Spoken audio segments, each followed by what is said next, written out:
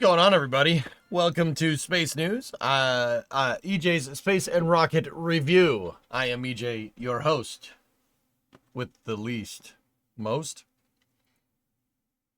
I hope you enjoyed the opening music. How's everybody doing today? I have to get some links up in here. Let's see. Yeah, that's good news right there. All right, we'll share that.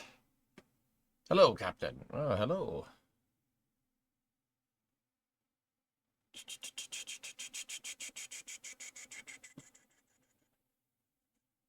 All right. Going there, we're going there. I don't know if you covered this, but this is a KSA update from earlier in the week. Yeah, we did. I did cover that when they released it on the Discord. Yeah. Bringing in some, you see that team of people? That's pretty good, man. Yeah, Everest flight, yeah, it's like robot romp.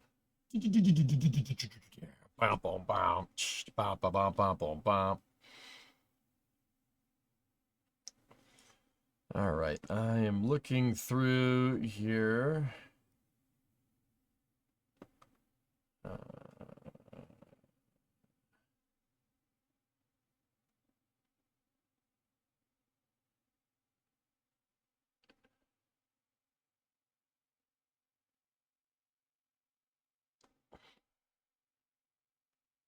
I'm just trying to find all the links.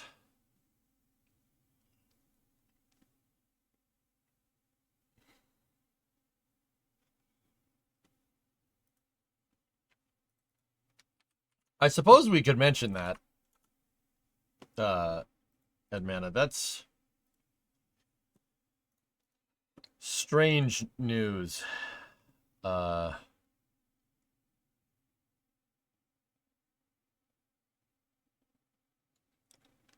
In ancient Greek mythology, Artemis killed Orion. Oh, yeah? It's weird.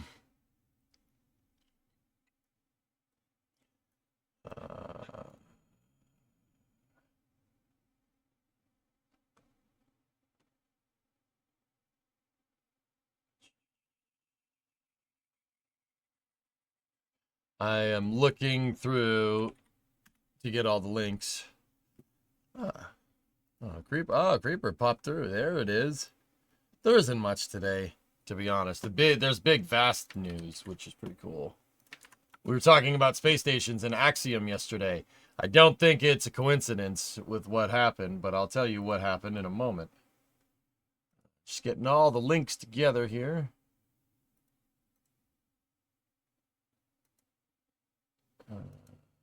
Oh, yeah, there's also the Ariane space news. Oh, boy. Graham, they'll be all right, or they won't. I mean, I don't know.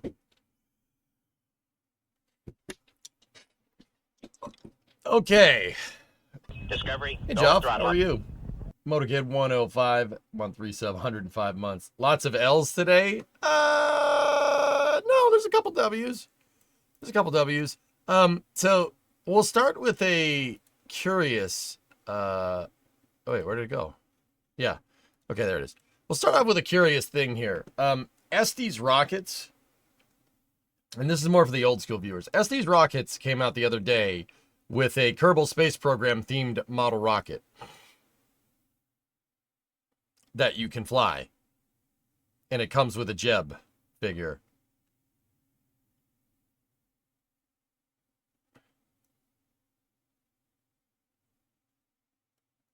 I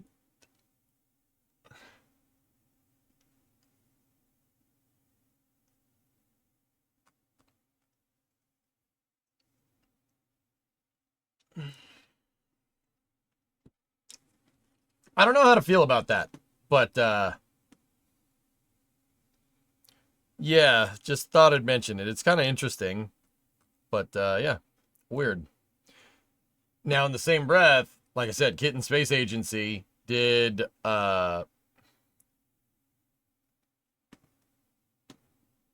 You should check Space Coast Live right now.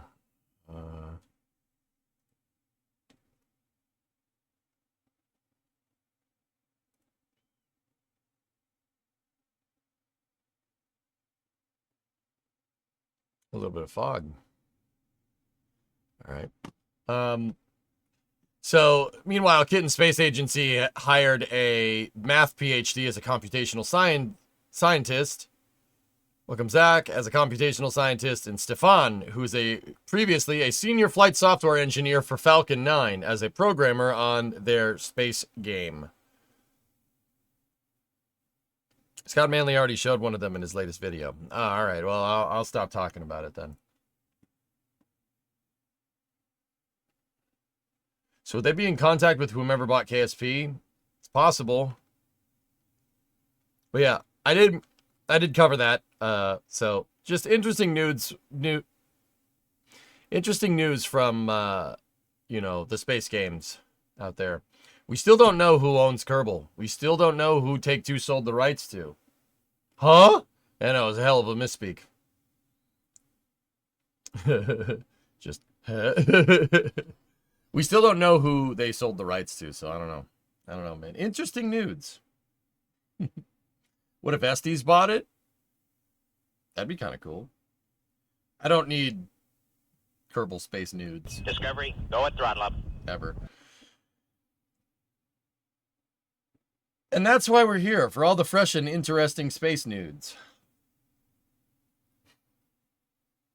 I showed you my rocket, please respond.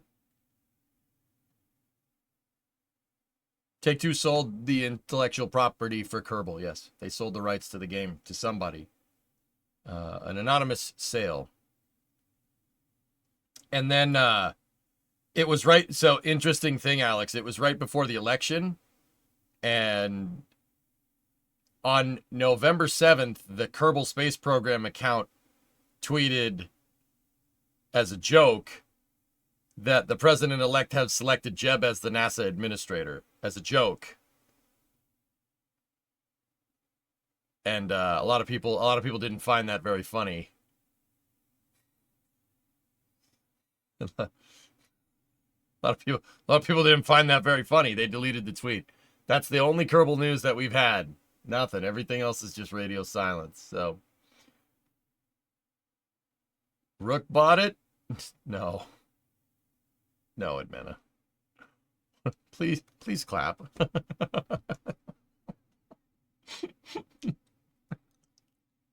Oh yeah, you're a tough guy, Fred.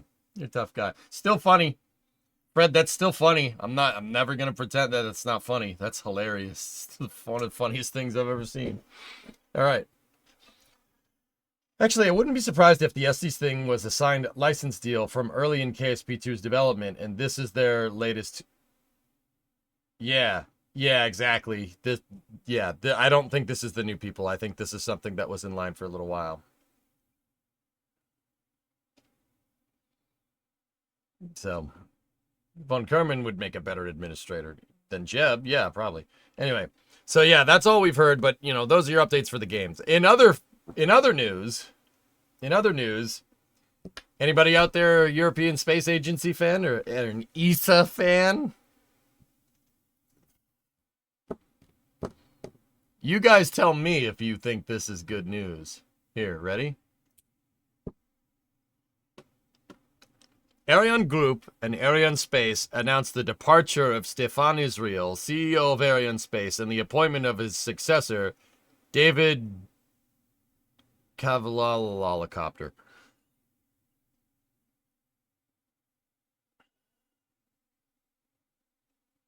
Yeah, Aquilix, yeah, exactly. Yep. So Stefan Israel, who's been the CEO of Ariane Space for the last 11 years, stepped down.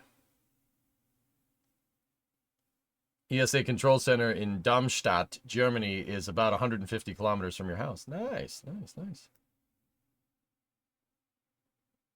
Cavallos? Is that horse in French? We'll just call him Dave Horse. It's fine. Haven't even heard the ESA news and I live in Europe. Well, There you go. Stefan Israel, CEO of Arianespace since 2013 and member of the executive committee of Ariane Group since 2017, will leave the group on December 31st, 2024 to pursue a new career opportunity in January of 2025. David Cavalloles.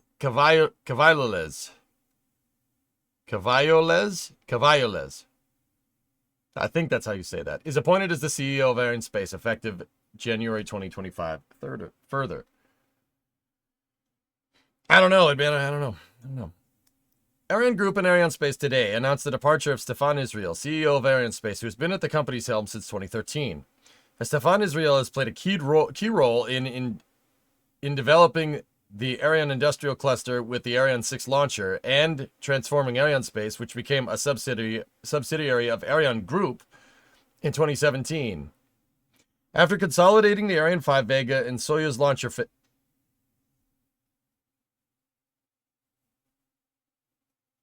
After consolidating the Ariane 5 Vega and Soyuz launcher families. Oh, that's what you did with that, huh?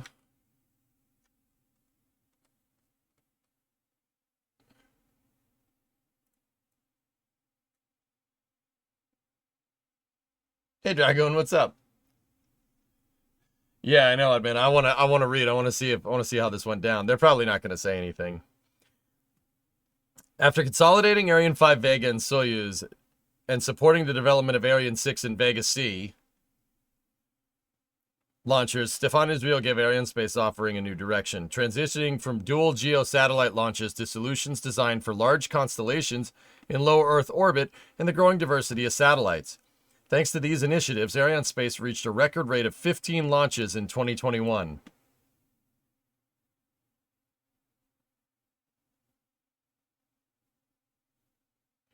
While taking orders for 30 Ariane 6 launches and 15 Vega C launches. Since April 2013, Stefan Israel supervised 108 launches, including recently the emblematic James Webb Space Telescope mission for NASA and the JUICE probe, the Jupiter Icy Moons Explorer, for the European Space Agency. Martin Sion, CEO of Ariane Group, said, "I sincerely thank Stefan Israel for his invaluable contribution to Arianespace and Ariane Group over the last few years. Stefan has supported Arianespace through major milestones from the height of Ariane's 5 success to the first flight of Ariane 6. He also worked hard to transform Arianespace in line with Ariane Group. His track record reflects his strategic vision and his ability to gain global recognition of Ariane excellence."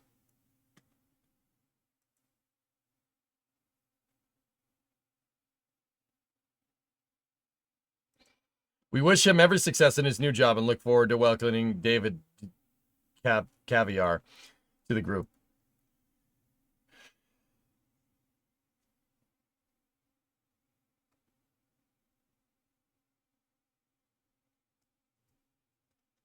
Yeah, I know, like once, you know. Every day I've spent since April 2013 writing this chapter in the history of Arianespace has been a great honor and an extraordinary human adventure. I'd like to thank teams of both Arianespace and Ariane Group for their passion and unrivaled excellence. Also, I extend my gratitude to our partners, ESA and Kinez, and to our European and international customers for their unwavering trust. After the success of Ariane 6's first launch and Vega C's return to flight, I am pleased to entrust my successor with a company boasting a solid order book to ramp up the launch rate as of 2025. With Ariane 6, Arianespace will be able to capture opportunities arising in a dynamic and fast-changing market. David Cavalloles.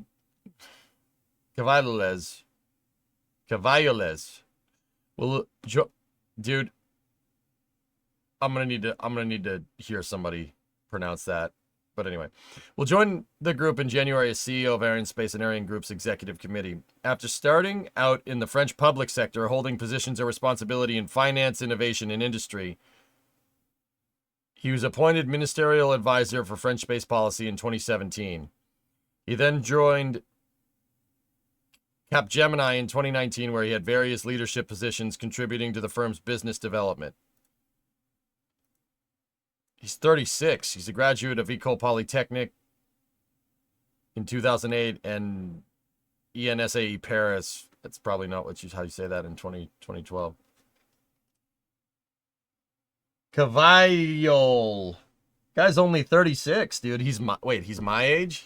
There's people my age running space agencies. Oh.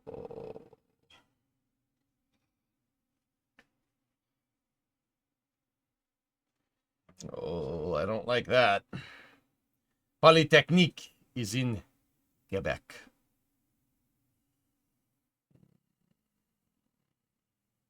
Don't compare yourself to others. It's a trap. No. Frick that. I'm not doing that at all. What did you think I was doing? I want to run my own space program, damn it. I just got the fake space programs. I want to run a real one, damn it. Let me run one. Let me add him.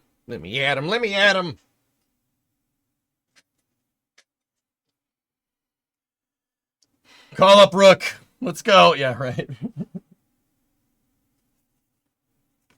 All right. Well, just as I thought, this basically doesn't give us any information as to why. But, yeah, we'll probably never hear about why. But I don't know, man. Just Stefan Israel said some stuff about launching things into space a little while ago that I was like,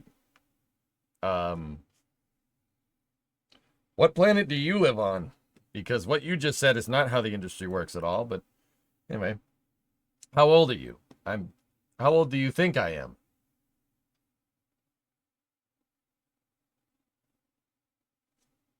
How old do you? 23? 73? 31? 30, 31? I'll take 31. I'll take 31. I'm 36, dude. I'm old. Today I learned all the spices in gingerbread are to mask the smell and taste of molasses. Yep. About 350. Yeah, I got a fake one. The fake one, my fake space program is non-existent right now.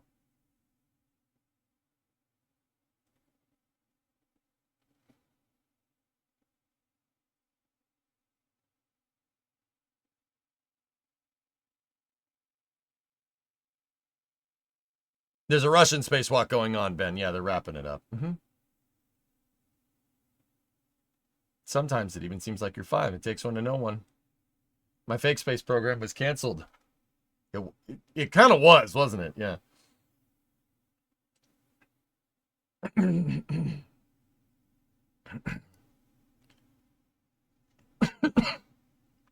What would I include in my space agency? Rockets? Yeah, rockets.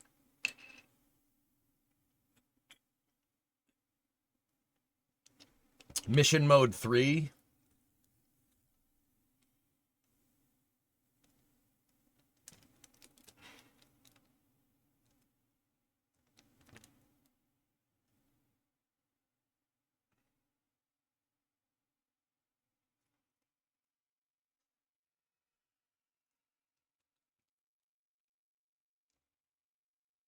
Think about it.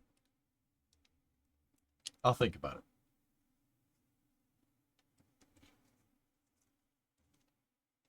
I'll think about it. Okay? Okay?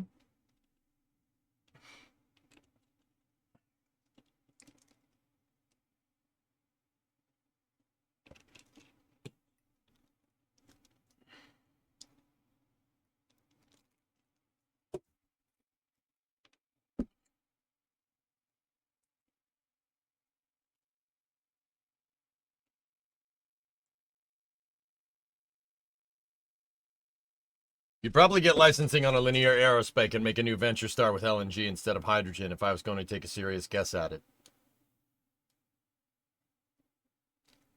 Okay. All right. Aqualex. Two things. First of all, frick you, you're absolutely right. And I don't like that you're absolutely right. That means I'm becoming predictable, and I don't like that. But frick you. 2, I'm taking you with me, you dick. I'm gonna need somebody to put this thing together. So you're coming with me, jackass. You're coming with me, buddy. Better prepare to move to Massachusetts, all right? Because that's where we're doing this.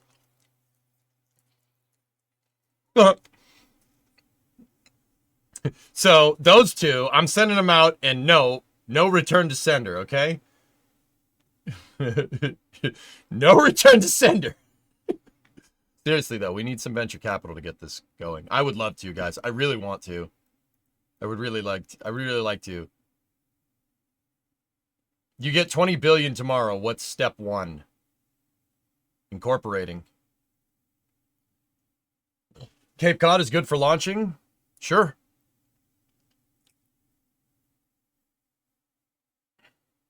Turn Nantucket into a spaceport. Oh, okay. All right. All right. All right. I thought about this, okay? I thought about this.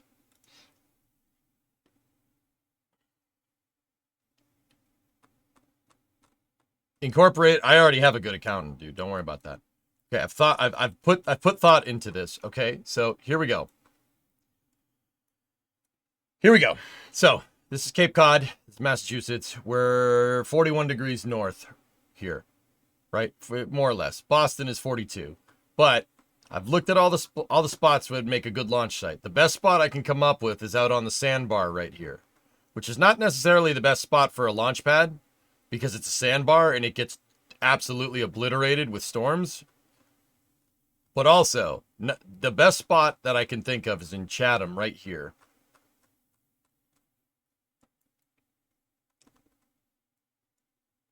Right there. That's the best spot. That spot is 2.5 miles from everything, right? 2.5 miles from anybody's house. There's no houses anywhere around there. And you have relatively close access to Route 3 right there. How do you get the rocket there? A truck? So if we're launching an SSTO, right, you launch it, and then Otis is right there, and Otis has a really long runway. So we're good. Or you could just launch it out of Otis, I guess. There's still too many houses.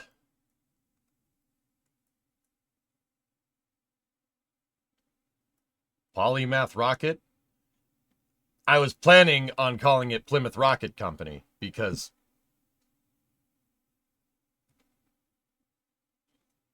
Plymouth Rocket Company, because rock. It's an awful name, I know, but I love it.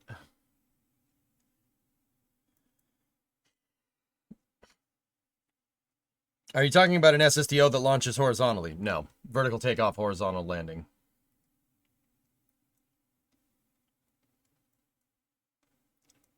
Oh, there you go, Bob. Make your first mass simulator a rock. Yeah. Yeah, that's right.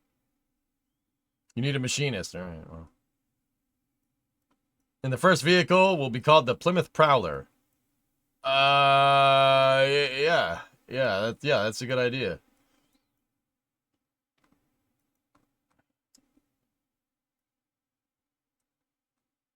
There is some other places where you could probably get away with it. There is an old tracking station out on Cape Cod. It's out here near the National Seashore. Yeah, see? Old tracking station. Right there. So, you could probably shoehorn a nice launch site in there. You're 42 degrees inclined on the dot, which is not ideal. That could get to the ISS though.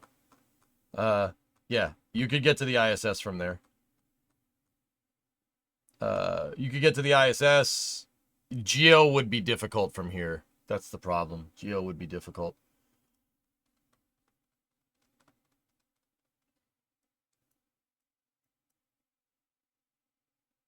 Or you can be blue shift at buying property at Loring and launch from your backyard. Yeah, but that's all the way up there. Loring's all the way up here, dude.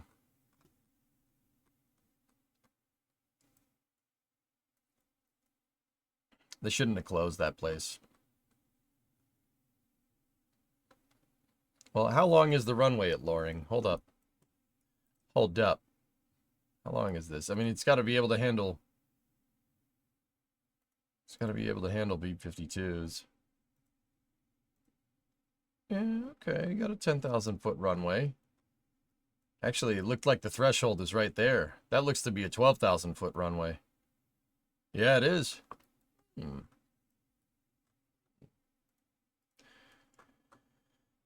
Definitely enough facilities here to get it done. We'd need a launch pad, though.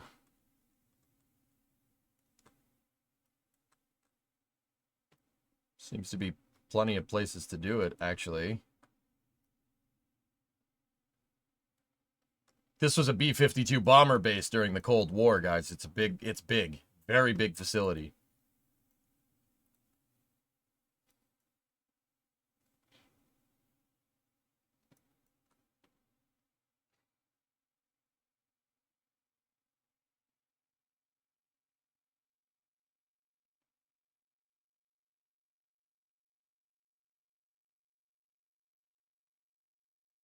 We need a 10-mile long runway to land the shuttle made of osmium.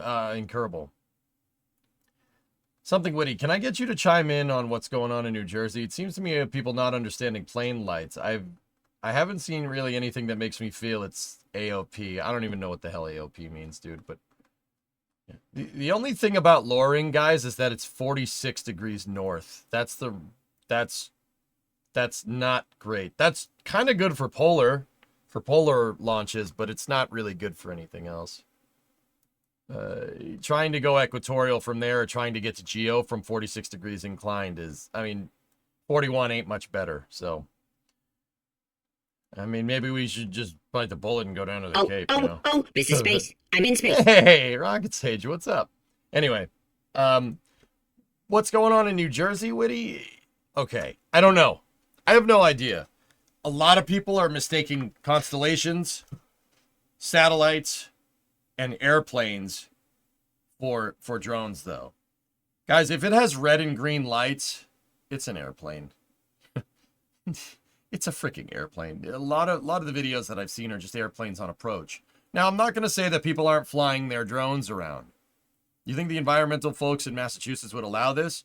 Yeah, David, there's a funny thing about that. The entire premise of this argument is that somebody gives me $20 billion, right? If I got $20 billion to do this, yeah, they would conveniently forget about the environment. Money talks here.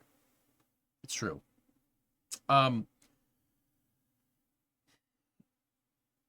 They would forget about that. They're like, I'm not going to sit here and even pretend like that's how that works. They wouldn't care. The governor of Maryland reported the constellation Orion. Yeah. Now, here's the thing. Are there people flying drones around? Sure. Do I know what those drones do? Nope. No idea. Here's the thing, guys. You can fly whatever the heck you want below 1,000 feet. And it could be anybody. That could be anything. That could be anything. That's like standing on a highway at night and saying, oh, I saw something with lights pass me. All right, there's a lot of things that are road legal on a highway, you know? Like, you can rule out a couple of things, right? Like, it's obviously not a fighter jet. Right? Like, if you saw a Formula One car zipping down a highway, you'd be a little confused, right? They don't have lights, but you get what I'm trying to say. They are drones. They're not aliens. It's drones, whatever it is. Somebody's dicking around with drones, but that's the thing. It's totally legal to do that. It's not anything weird. You can fly around anything up to 1,000 feet. Like anything. You could fly a tuba around. You could fly a drone that's shaped like a tuba.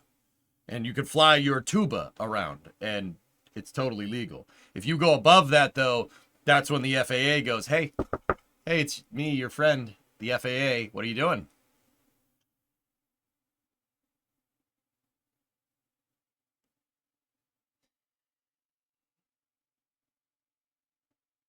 In Germany, we have GeoSA, which will basically launch polar or sun synchronous because the launch location is in the North Sea between Great Britain and the Nordics. Yep. Mm-hmm. So here's the thing. Like, it could be anything. However, that could be anybody. That could be just somebody with a drone flying around. You know, somebody with a drone, somebody who wants to cause trouble. Could be somebody trying to see something that they can't. But here's the thing. You can fly whatever you want up to 1,000 feet. But also, the second you fly into a flight restricted area or an airspace restricted area or a TFR, you're going to get in trouble. I do recall a couple of days ago, I saw a story where somebody flew their drone into the restricted airspace around Newark Airport and they got arrested. They figured out exactly who it was. Weird, huh?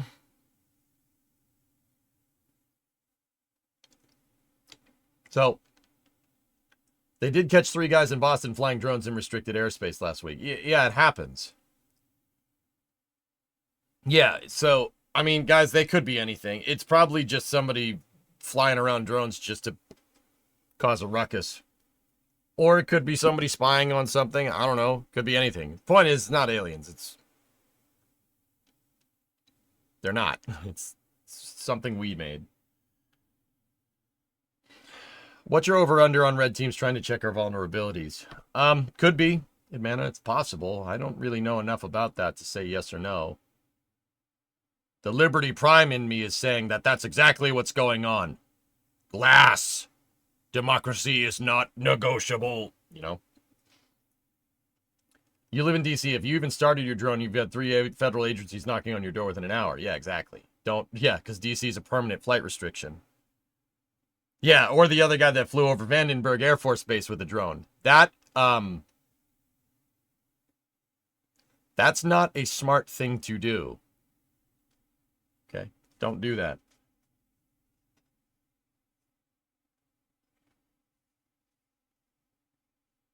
Yeah, with that being said, there are drones that fly higher.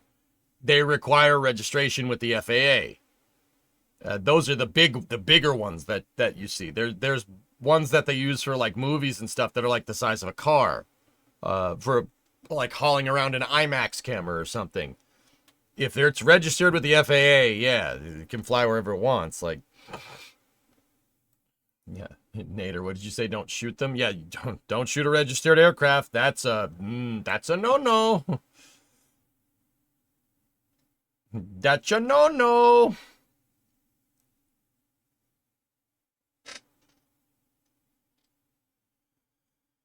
NSF had to be careful today with the drone. It got too close. Yeah, David, it had to fly. Anyway, yeah, well, okay. There's that whole Plymouth Rocket thing. That would be cool, dude, but I don't know. Like, I don't even know how to make a pitch for venture capital. I have no idea how to do that. If anybody knows how to do that, call me. Call me. Let me know. So, there's that drone that NSF was operating basically needs to stay below that line. See that right there? Stay below that line. Don't fly any further than that line. You go this way, cross this line. You're going to piss somebody off. I'm not saying who. You're going to piss somebody off. We'll say the Space Force and we'll call it a day. How much for your soul? Nah, that does not have a price. Ooh, nice gas station. See that? We gotta do that in workers, by the way. Gotta do that in workers and resources.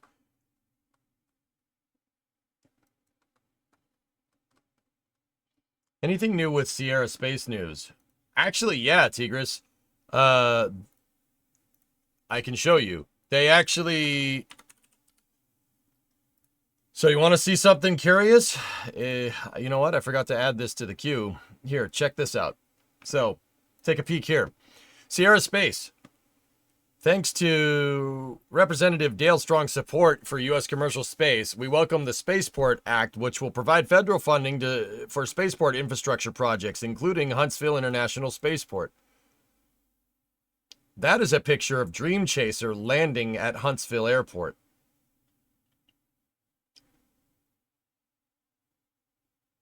Interestingly enough.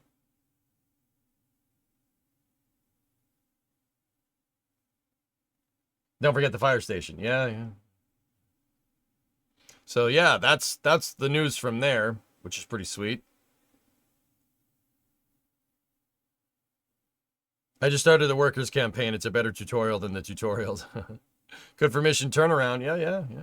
Pretty cool. All right. Here's the real big news for the day, though.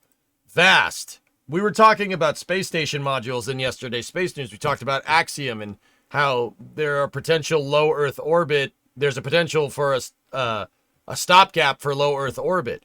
Like Axiom is a little bit behind on their modules and had to change their assembly timelines to better coincide with the ISS's disassembly. I don't think it's a coincidence that we were talking about that yesterday and how that could potentially introduce a shortfall, like a gap where there's no destination in low Earth orbit for any NASA astronauts to get to. Because the plan is, after the ISS deorbits, to have commercial destinations. I know this because NASA has a program called Commercial Low Earth Orbit Destinations. All right. VAST here is one of the companies for CLEOD, for short, Commercial Low Earth Orbit Destinations. And we saw that Axiom had to change their assembly manifest here to get a free, independent, free-flying station. And today, VAST announces a deal with SpaceX to launch 2 human spaceflight missions to the International Space Station. There you go.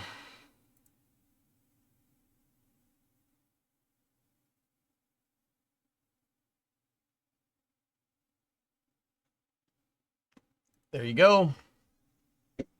So VAST is a commercial low Earth orbit destinations provider that's actually making moves to get this stuff done. I don't think this deal is a coincidence. I think it's on purpose. Personally, this is my personal opinion, I think VAST sees that Axiom is falling behind because they're working on building Artemis's EVA suits, and I think VAST is looking at that as a thing of urgency. Because if they get their station up there before they do, VAST already has a welding confidence article. There you go. Look. This is a welding and structural testing article for their VAST modules. What does that mean? VAST foots the bill to send 2 people up? That's exactly it. They're purchasing seats on Dragon just like NASA would to send people to the ISS. They are also paying NASA for time on the ISS. VAST, the reason why VAST is doing this, per Max Hute, who is the guy that runs VAST, the reason why they're doing this is because they want to start a partnership with NASA. They want to, you know what? Let me just go find his tweet. Hold on.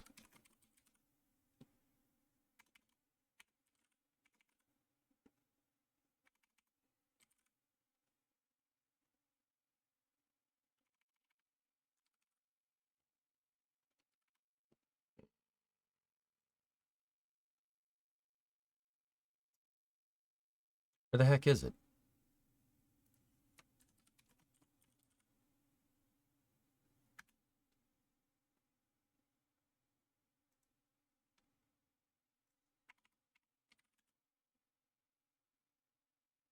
Oh, jeez. Yeah, I saw it in the feed somewhere. They're starting to open up learning how to work with NASA. That was the gist of it. So, like I said, I think VAST is starting to make moves because they see the potential that Axiom is falling behind, which is interesting. I'm scrolling through the For You feed now, and I really wish I didn't.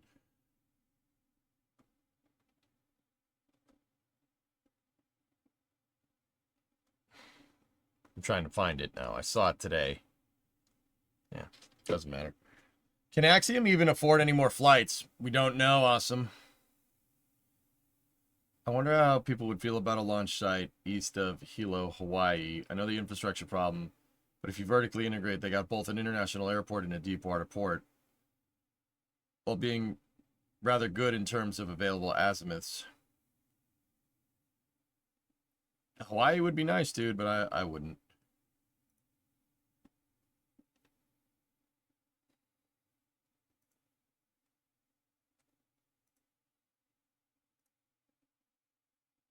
I'm trying to find it, but I don't know. I'm gonna find it. Hang on one moment.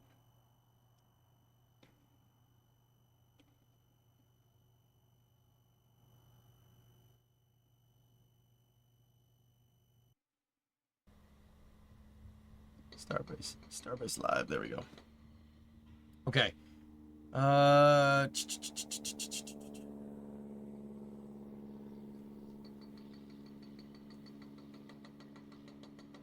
There's some guy. Jackhammer.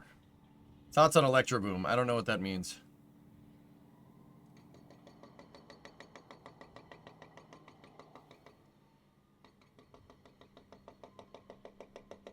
Alright, that's... Yeah, I can't find it. Either way, the partnership with Vast is a good thing. Here, actually, maybe the X thread thing here has something about it. Jeff Faust. Marsha Smith. Where the heck is he? Oh. There he is. There, I couldn't find it. Here, check it out. Important for Vast to work with the ISS to make us a better replacement builder. Thanks, SpaceX and Gwen Shotwell for the growing partnership. That's what I wanted to show you. There he is. Yeah, Max Hout is yeah, cool. I'm not sure, Max, if you ever see this, I'm not sure if I'm saying your name right. I apologize, but what you do is pretty sick, dude. Yeah, now Vast is going to work sending flights to the ISS, so that's 2 commercial customers. Axiom and Vast that we could have potential space station replacements with, which is great. I'm just, yeah, once again, I'm still super worried about a stopgap, but Electro Boom is a YouTube guy. Is that the dude that ran like 20,000 watts through a microwave or something?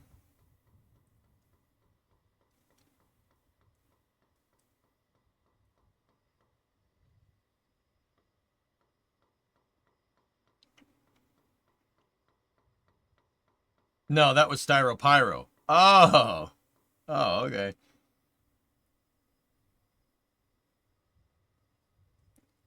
He does electrical engineering in a comedic way. He's the one that keeps shocking himself for content. Oh. That guy is funny. Electro Boom.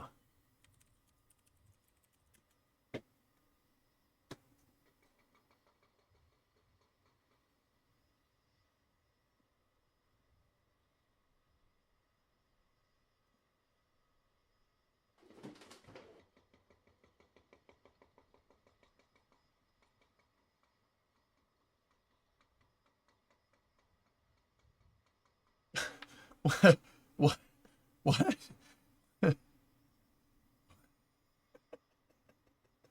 Okay.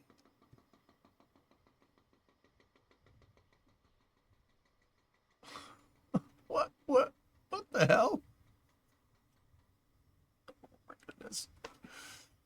Oh, this video will give you a good start. Yeah, I can't click on that, dude. It'll get claimed. Okay. Oh, okay, man. You never heard of Electro Boom? Guess not.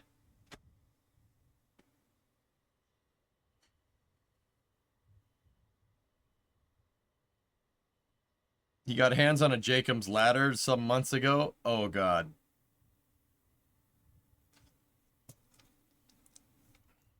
Rollout got posted for 21st and 22nd, says Massey's. Hope it goes to the pad and said they have lied sometimes. Yeah, about the destination. Yeah.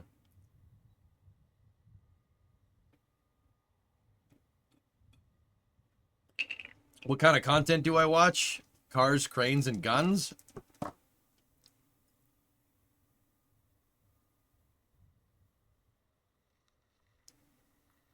Mostly car stuff, guys. Yeah, mostly car stuff. Spaceflight is my passion. Cars are my hobby. Because I'm not getting a Raptor engine in my garage and wrenching on it and getting it running. If we could do that, I'd be doing that. So, cars scratch the itch, the mechanical itch. And it's not a rocket engine, and I probably won't die. Probably won't die working on that. I hope that statement doesn't age poorly. But you get the idea. Not with that attitude. Yeah, I'll probably just drop things on my head. Don't worry, I got a hard head, so it's not a problem.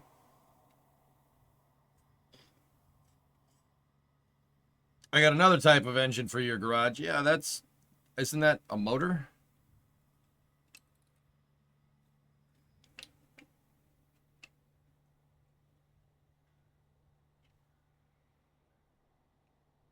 Listen, I'll figure out how to get you one.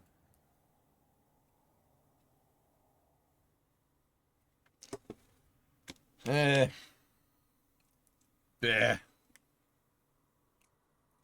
Anyway, let's keep going. So, Boom did Flight 10 today. Their last flight for 2024 with the XB1. 10th flight. Top speed, Mach 0.95, 553 knots. 637 miles an hour. New max altitude, 32,417 feet. Additional FES tests. There you go, dude. Per Blake Scholl, the CEO of Boom, they will be trying to break the sound barrier for I think Flight 11 or Flight 12. Do we have a new vid? You know what, dude? I'd have to check. I don't think they've posted anything new. Boom has these most excellent videos that they post about their testing. I am very, very rapidly becoming a big fan. Oh, their new one is about their test pilot, about Tristan Brandenburg. He's a Top Gun pilot. Here, you guys want to feel insignificant about your resume? Here, watch this. I'm like XB1 is pretty special. When a test pilot job opened up, I applied, and here I am today.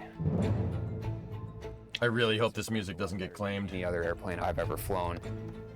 Part of that is working with the engineers who actually designed the systems and the technicians who actually built the aircraft. It's a pretty unique opportunity where you get to work that closely with the people who were that hands-on early in the process. A lot of preparation goes into each test flight. We're looking to incorporate the best practices to ensure safety and efficiency. We'll run through each test event at least twice with the entire control room in the simulator. In addition to that, I'll probably run through it 5 or 6 more times on my own. Oh, that sim is sick, so I've got dude. a pretty good idea of what to expect. Yo, that sim was awesome, dude. Oh, man. Much of the flight test day comes from the days prior where we're preparing for the event, getting to understand the systems that are under test. Dude, there was a sick shot of the FES starts in there. I want to pretty show early that to you with guys. a brief where we finalize the plan, go over exactly what everyone's role is and how we're going to execute the test in a safe and effective manner. From there, we go out to the jet, go through the pre-flight inspection, normal procedures, taxi out to the runway. Oh, man, that take plane's off, a looker, and then we're dude. into the test event.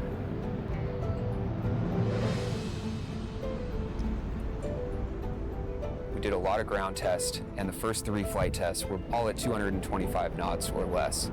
Yeah, man, it's pretty Flight 4 good. was the first time we started expanding the envelope. What that means is taking small bites of airspeed and altitude.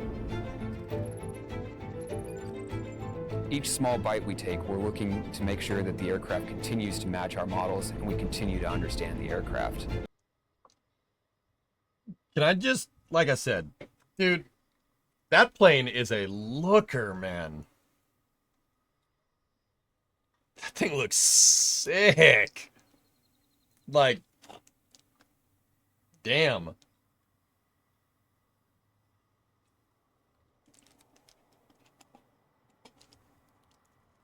Pretty cool, right?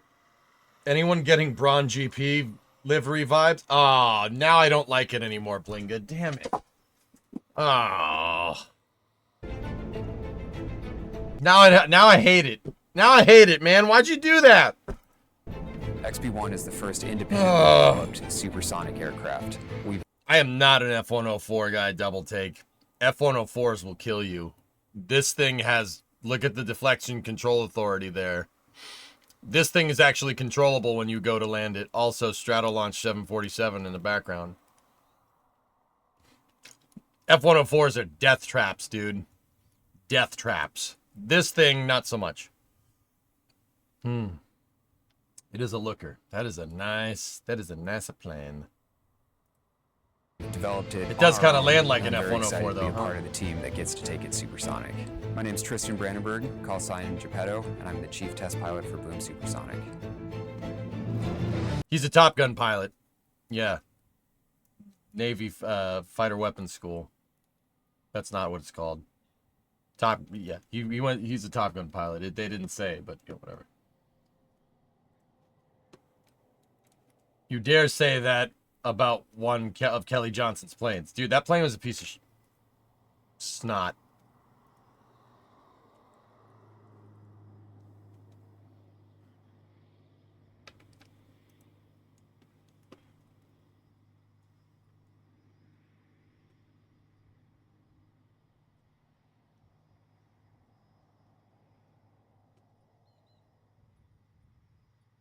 It's a piece of junk, dude. Like, what do you want me to say? The F4 could go fast. It's a missile. It's a freaking missile with a cockpit at the front. In Germany, the F-104, you called it the Flying Coffin and Widowmaker for a reason. Oh, man. Look, Edmana, you ever listen to Van Halen 1? Okay. You ever listen to Van Halen 1? Van Halen 1 is like Kelly Johnson's Airplanes, okay? There's only one song that kind of sucks on Van Halen 1. It's Little Dreamer. That song totally doesn't fit. It's kind of a dud.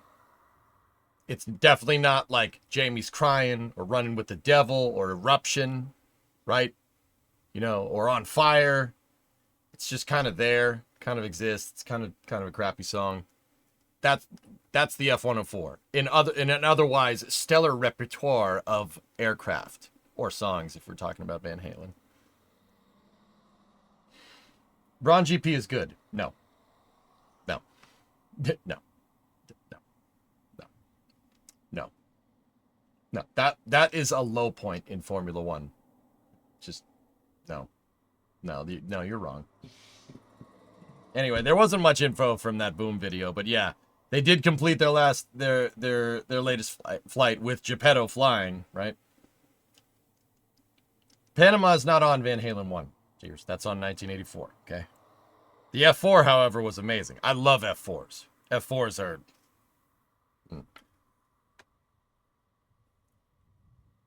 I don't know about the plane, but the pilot, it's nice for the girlies. Thanks. Yeah, no problem, Pat. Yeah, no. Geppetto's definitely a handsome-looking dude. Definitely.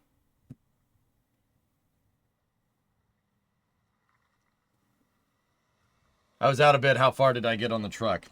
My mic base station I forgot to charge, so the battery went out before we finished the job. We'll finish it tomorrow after the Electron launch.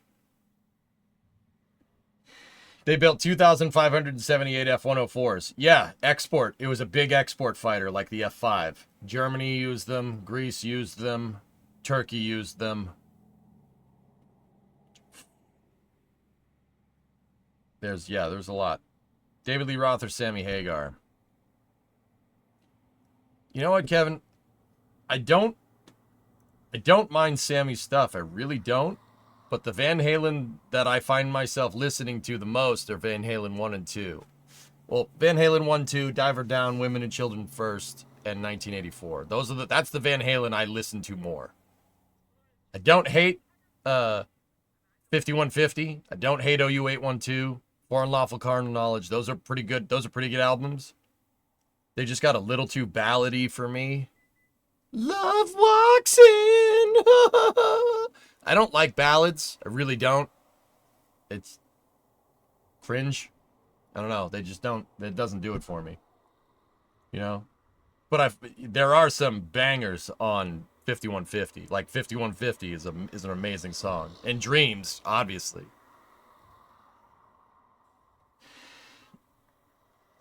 You sold it to the US too and got us to scrap the farthest superior TSR2. And you did it. You bent over and took it, Tessa. That's your own fault. So, I find myself listening to more David Lee Roth era. Right now, it means everything. It's a pretty good song. Pretty good song. Dreams is my favorite of the Van Hagar era. And then there's the Gary Sharon era that we don't talk about. That didn't happen. Okay? Fair Warning. Oh, yeah. Fair Warning. Yeah, that's a good one, too. Ballads is where the money was. Yeah, I know. But It seems like ballads were that one thing that everybody did. That every band does. Like, every hard rock band, like the record companies make you do a ballad because they want to show that you're also capable of being a compassionate person. Bro, it's hard rock. All right, seriously. If I want a ballad, I ain't listening to Guns N' Roses, okay? Or Van Halen. That's not, no. Can't do, no.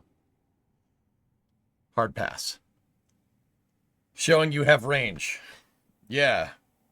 Range to reach the garbage can, maybe. Kevin, Alex was a friend of your dad's and played on your dad's drums one night. They were hanging out. That's cool, man. That's cool.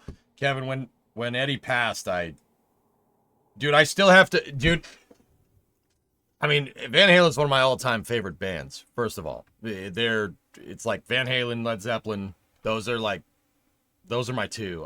The Queen's up there too. The Who. Those are my favorites by a long shot. And then Rush as well. That's probably like my top 5 if I had to say. But when Eddie passed, dude, we're like what? 5 years? That's 5 years out. 4 years out, 3 years out. I don't know. It doesn't I have to remind myself that he's gone. Like, still to this day, I'm like, no, he's still alive. Just like Neil Peart's still alive. Neil Peart's still around, obviously. But he didn't go anywhere. What do you mean he's dead?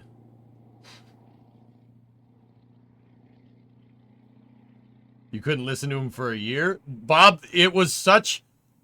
That was the first time, like, a celebrity death, like, screwed with me so much. I was like, oh no. And then I came around full circle. I'm like, wait, what? What do you mean? No, he's not. I listened to him this morning. He's fine. You know, like... you know, Neil Peart isn't dead. He's still alive. I just listened to I listened to Red Barchetta the other day. Like, what are you talking about? You know, like MCA, yeah, man. Eddie Van Halen's not dead. He just went home. Legends never die, kid. That's right. Yeah. What Granny Mahar. Grant's not dead. What are you talking about? That didn't happen, right? Yeah, that was one of those things where I'm like, wait, what? I have to constantly remind myself that he passed away. I'm like, huh. Wait, that happened? No, that didn't happen. You're staring at several Rush posters at the moment. Billy Mays! Bon Scott did that to you? Bon Scott. That's a little bit before my time, but Bon Scott era AC/DC is great.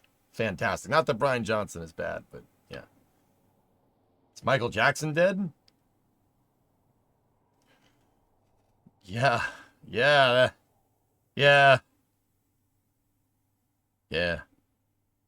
Who is Michael Jackson?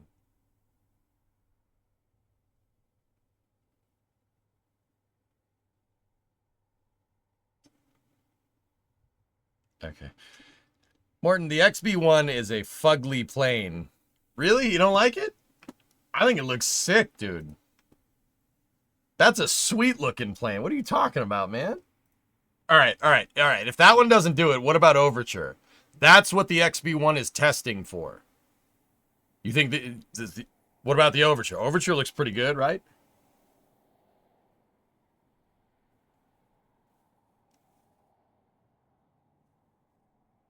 Graham, do you want to be starting something? Said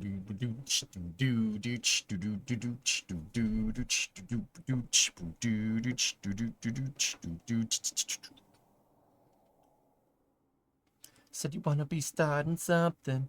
Got to be starting something. Just think, EJ, a lot of your audience probably wasn't alive for 9/11. Oh God, dude, don't mention that. Hello. Christmas cookie delivery service. My Christmas cookie delivery service? Yes. I want you to remember what you smelled in the house and then taste those. Hello, Oh, I Titan. didn't know you had a Malvin, but Hello, Titan. Hello, my boy. I'd like to remind everybody in Twitch chat, we now have Titan emotes. Oh, you can smell the cough drop. Just, of course you can smell the cough drop. Why wouldn't you? Dude, I swear this dog's part hound. He's definitely part hound. He can smell stuff from a mile away. I sent his DNA off, so hopefully we'll find out sooner rather than later. All right, ready?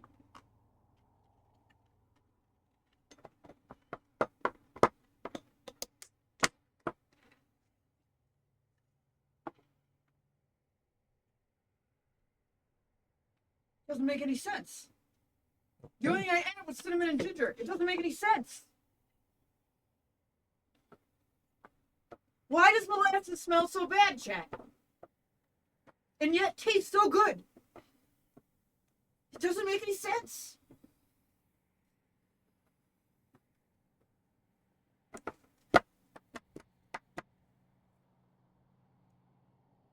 Hi.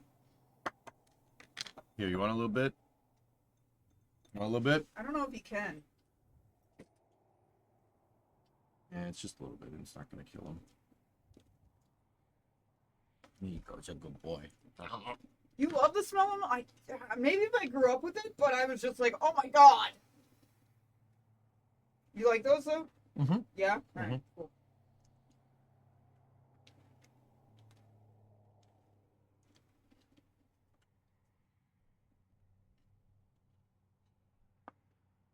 It's like these sticky cheese. I don't know that they're technically ginger snaps, so they're molasses and like 2 teaspoons of cinnamon and a teaspoon of ginger. I don't know. I found the recipe online and decided to try it.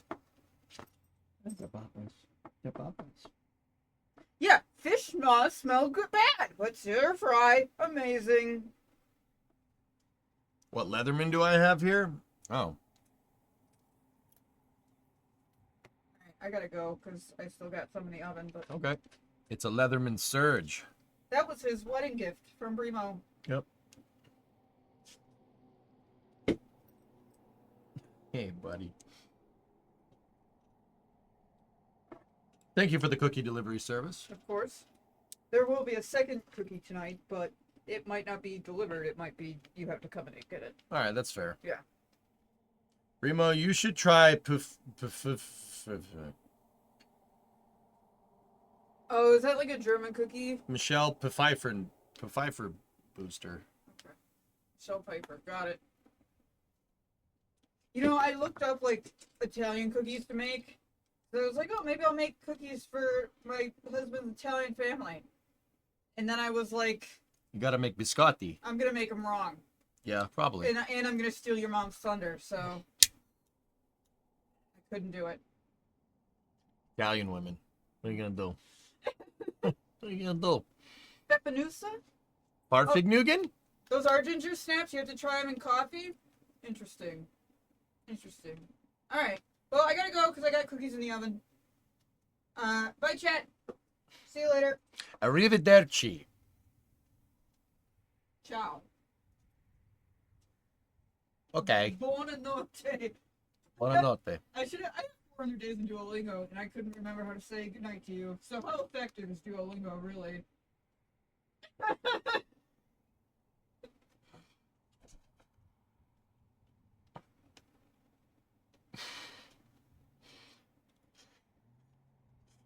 Dominica de Coco. Is Adrian on the Flame Trench tomorrow? Ask him how to pronounce it. Farfikugel. Kofifi is the president's favorite cookie. Kofifi is... I still call it that, dudes. I still call coffee Kofifi. And I always say China because it's funny. Not trying to make any statement there. Just China. Sorry. All right, anyway. How's the overture? Overture is pretty funny. In a awesome way, I think. If we're back to looking at airplanes, your personal favorite is the Pipistrel Panthera. Oh. Have a pot of coffee ready when Brimo comes back with more. Nah, I'm good. Morton, are you still out there in YouTube chat land? What do you think of Overture? I think Overture's baller, dude. That's a sweet looking plane. China. Kofifi. Concorde, but with off-the-shelf parts. Yep. Gorlami. Excuse me. For me?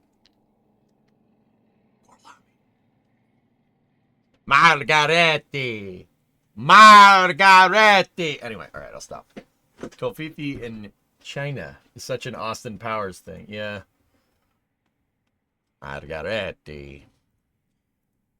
Okay. I think the Overture. I think Boom's planes look sick. Spinal. Wait. Chief, you will not have the drink. You will not have the drink.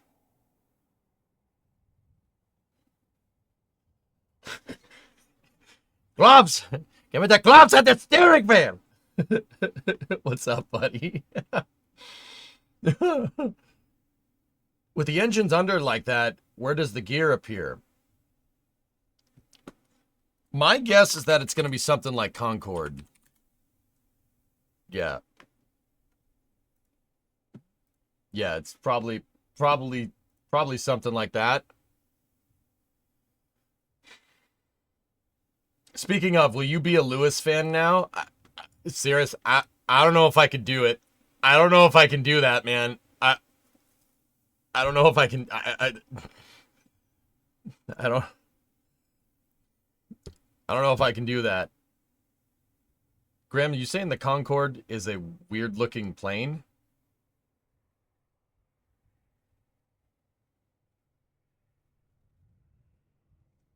Get out of here. How dare you? My favorite passenger plane there. How dare you? 747 is basically right behind it. Guess what's in the third slot? So it's Concorde, 747, 747, 747, 747. Dylan.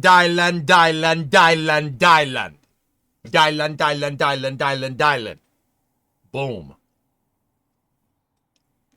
A TU-160 is way better. No, it's not. No, it's not. That's not even the right plane to compare it to.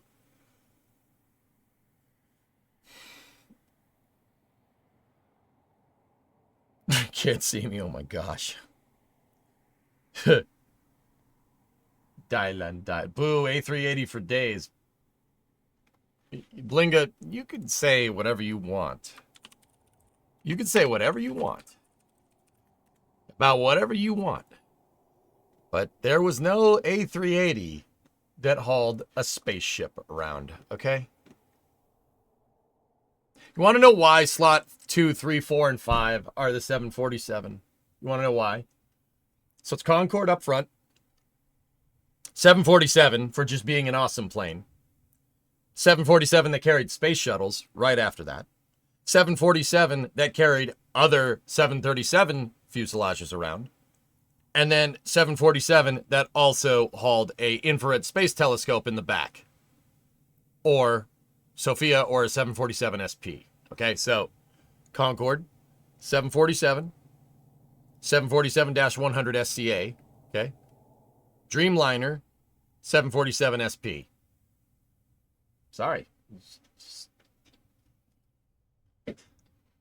Comet, the Coronado 990 is after all those other things, okay? The Convair 990 is definitely over here. Definitely there. Okay. And then probably a TriStar after that. Okay. Because L1011s are sweet. F4. These are passenger liners. Okay. AC-130H is your favorite. That is not a passenger plane. Comet for being the first two. Maybe after all that other stuff. 225. Not a passenger plane. Not a passenger plane. The criteria for the aircraft that I'm describing is very, very simple. The Vickers VC-10 Dragon carries lots of passenger ammo. They got a word for that, Graham. They call it cargo. David Hibbles, you flew on TriStars back in the day. 1011s are a very good plane. I like the 727. People tend to forget about them. Very fast cruise, sporty, cool wing design. 727 pilots always have crazy stories. And it has a staircase in the back. Chupcho, not a passenger plane, but the Misashishev VMT, the Atlant. I mean, all right. I'm just going to show that just because the Atlant is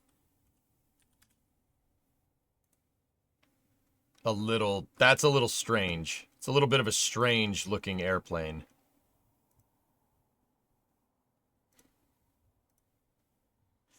Here.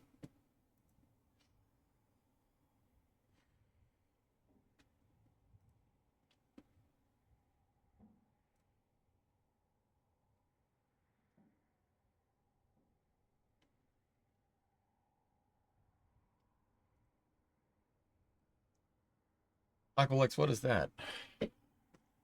How are plane models numbered? It depends on the people that make them, Logan.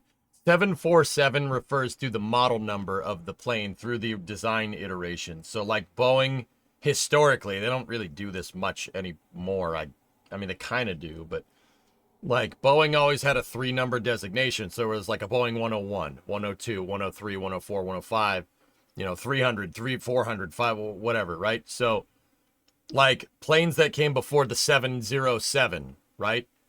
The plane that became the 707 had an internal model designation 367-80. So Boeing always uses a 3-number code, internal code for their airplanes, for the model number. Like, but that's different than Lockheed or McDonnell Douglas or any other passenger liner around. Have you seen the documentary where Bruce Dickinson flew the jet airliner? He got to fly 727 in a DC-3. He flies their touring plane around, Matt, which is pretty cool.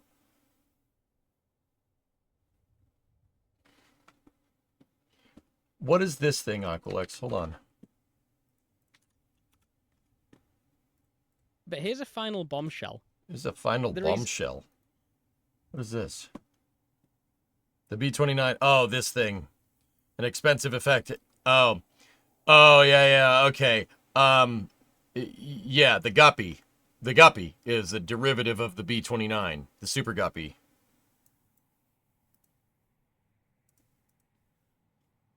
That is pretty bad. Ooh. That motor has seen some better days.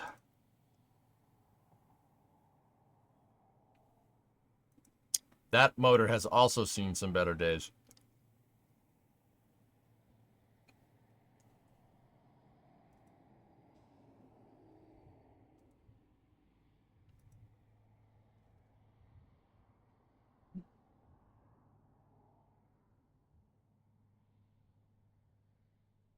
Yep. All right, hold on. What is it saying here? Right now. Can you guess what it is? It's the Super Guppy. Yeah, that's a B-29 on steroids. Yep. Fun fact.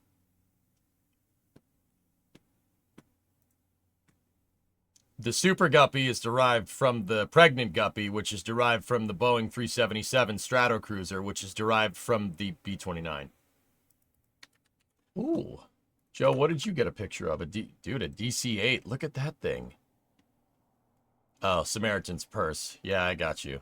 Yeah, okay. They're still flying around a DC-8 for real?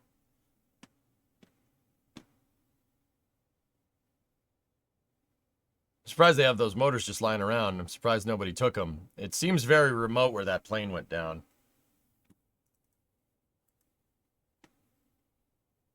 Yeah, DC-8. Interesting. I think it might be a B-50, Aqualex. It's probably derived from a B-50 if I had to guess. That's one of the last... Yeah, dude, I don't think I know of another DC-8 that's airworthy. It's classified as a grave site.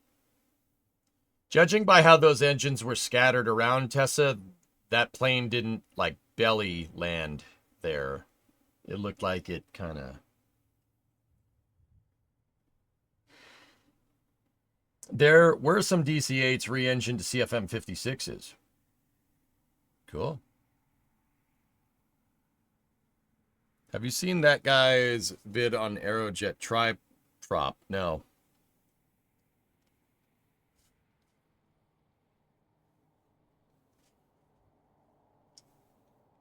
Damn, Matt, that sucks. I don't like the Beluga, guys. I think the Beluga looks ridiculous. I'm sorry. The Dreamliner, the Dreamlifter is the superior looking. The Dreamlifter is the superior looking cargo hauler, in my opinion. That looks so much nicer than the Beluga.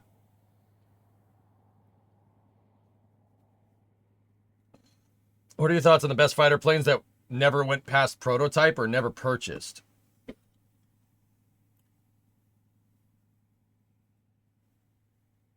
XB-70. Not even close, Kevin. XB-70. The XB-70 was amazing. It's faster than an SR-71, I'm convinced. By looking at the testing regime, the XB-70. The XB-70, dude, North American knew what was good, man. No way? Dude, how can you look at this versus a Beluga and be like, yeah, the Beluga looks better? No. No. Just no.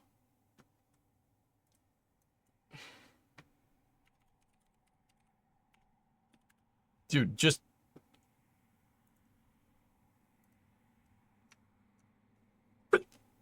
What is this? The front looks like a fanny. Ridiculous. No, that is an abomination. It's an abomination and it needs to not exist. Okay? It needs to not exist. It looks like a Klingon with wings attached to it, man.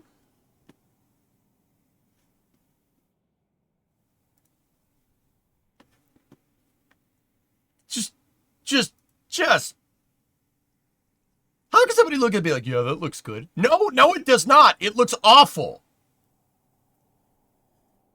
I actually dislike both of those. That's fine. That's fine. Whatever. Just.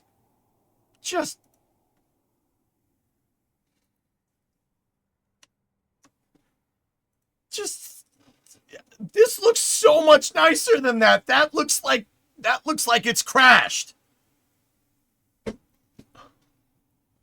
The heck's the matter with you?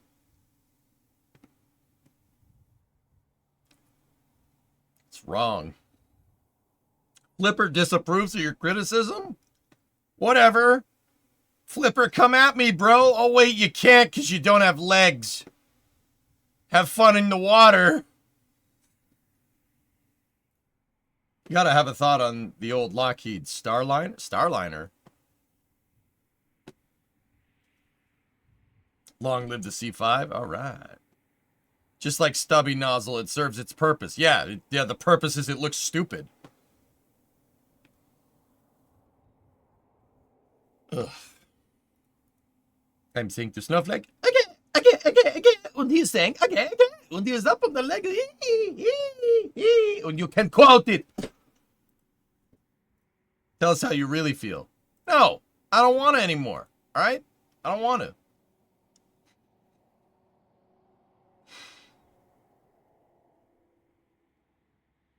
The AN-225 is the superior looking heavy lift plane. Yeah, I'll give you that. Yeah, dude, that plane was a looker. That was a nice looking plane. L1649 if you don't want a bunch of CST 100s in the search results. L-16.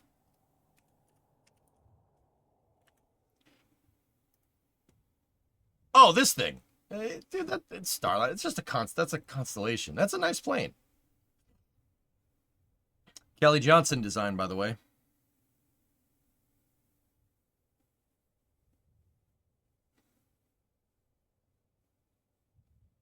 Yeah. Connie's are very nice planes. It's that, see, that's a Kelly Johnson design, and it's a damn good Kelly Johnson design. How do you feel about the super? Oh, how do I feel about the Super Guppy then? It's pretty cool. It's a little weird looking, but it's pretty neat.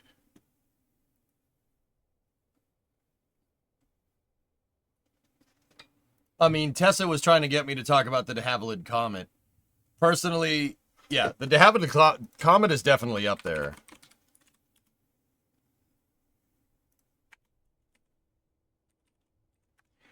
I don't know about you guys. I love engine in wing designs. I think they look so good. It's an A&P's nightmare, but it looks, dude, that is very nice. Why 3 rudders at the back? Because they really didn't have stabilization figured out yet. I think there was a reason, but yeah. Yeah. All the A&P is in chatter going, get it away! You know? Yeah, see, that's a nicer comic because it has circular windows, you know?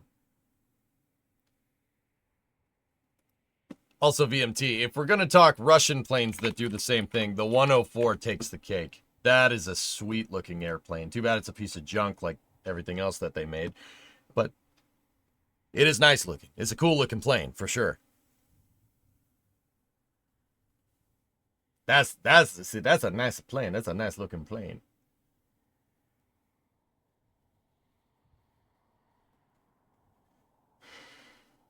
I don't look at the MiG-29 and F-15 now. Those are what I like, and that's only the correct way.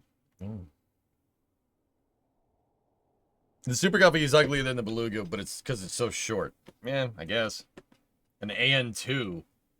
What decade do you want to talk planes about, dude? We talked about the 225, Hidgy. 225s are good. Tu-104s are pieces of trash, Matt. They're such bad planes. But they're cool looking. They're very cool looking. Very aesthetic looking plane. But also it's a piece of junk. Which brings me to one of the coolest looking planes of all time, but one of the biggest pieces of trash to ever grace the skies ever. Ever. But one of the coolest looking planes. The Tupolev 22, that actually reminds me. That plane is one of the coolest looking planes around, but it is one of the biggest pieces of junk ever. I think you'd be better off giving a lot of jet engines and flying that. That plane is sick looking. It looks really, really nice, but also, god dang, did it suck. What a piece of trash that thing was.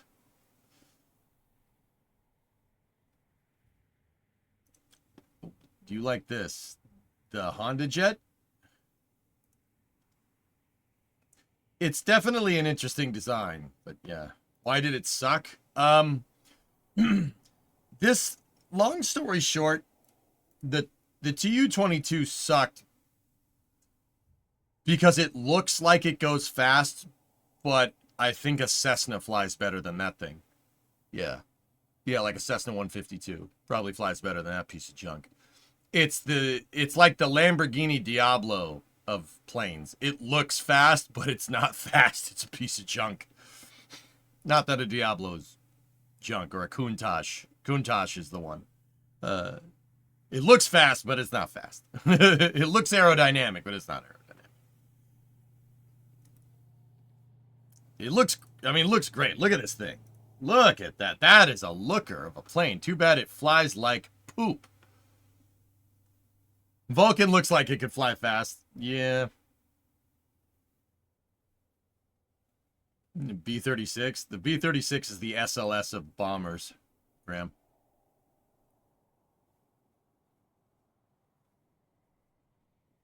Look at the dude. Look at them. Look at that thing. The Tu-22 got a lot of flight crews drunk. Yeah, it turns out when you use alcohol for your cooling systems and your flight crews figure out that there's alcohol in there and they can bootleg it in a plane that flies around to a bunch of people and make a lot of money off of it, they do it. and then the plane doesn't have any cooling systems, and then it breaks, and then it crashes.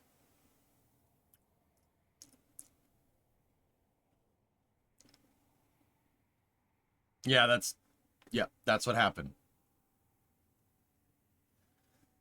The Tupolev Design Bureau had a plane that used alcohol for a secondary cooling system in Russia.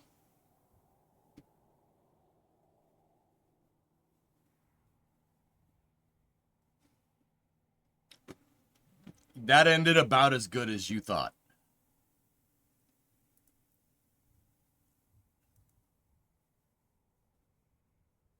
Yeah, collection. But seriously though, that is a sick looking plane. It looks awesome. It looks like something that you'd see in sci-fi. And it flies like doo-doo. It is a big piece of doo-doo. Ah, it's nothing compared to the superior F4. See that thing? That thing can go faster than that thing. Like, way faster.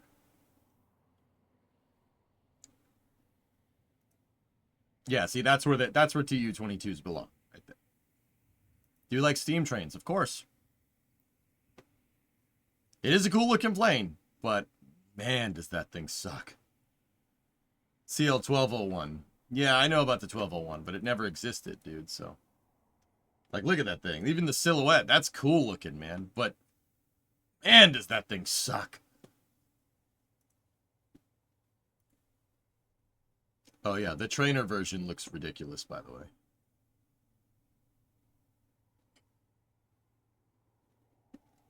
Since this is space news, how many of those go into space?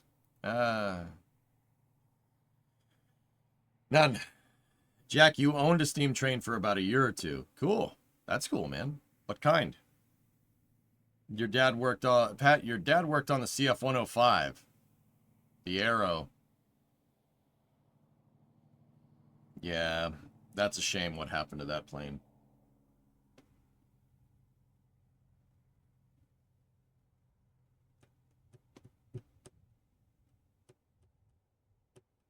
Alcohol cooling, and it's called a blinder. What are the odds?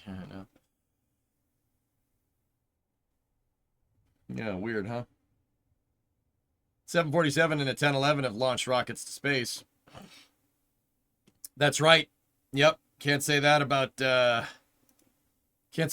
many things. 747s hauled spacecraft, launched payloads into space, have telescopes built into the back, move other airplanes around. It's basically one of the best airplanes ever made. Ever. Look up Firefox plane.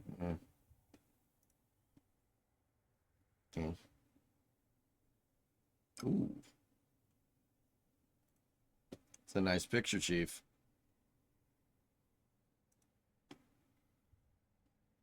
You owned oh,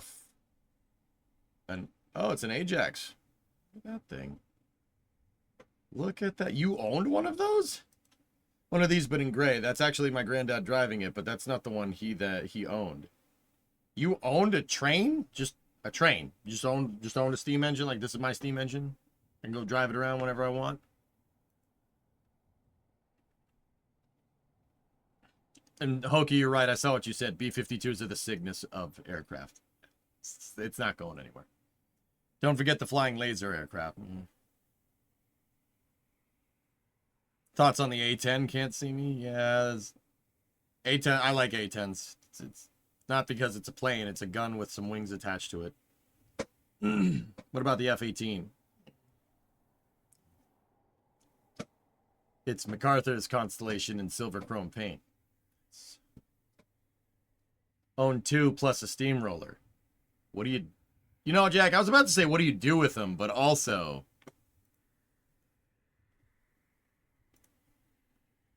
You know what? If I had a steam engine, I wouldn't need to justify owning one. It'd be like, bro, I own a steam engine.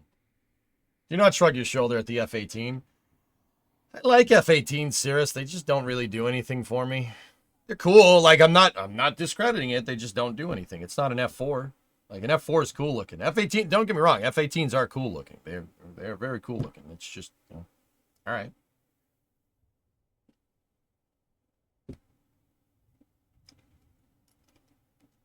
One needed a whole new boiler, so it never ran. Would you agree that Concorde was as much of a technological marvel as the Apollo program? No, not even close. No way. Concorde is great. It's great. It's no Saturn V. Nah. F-15EX also doesn't do anything for me, Aqualex.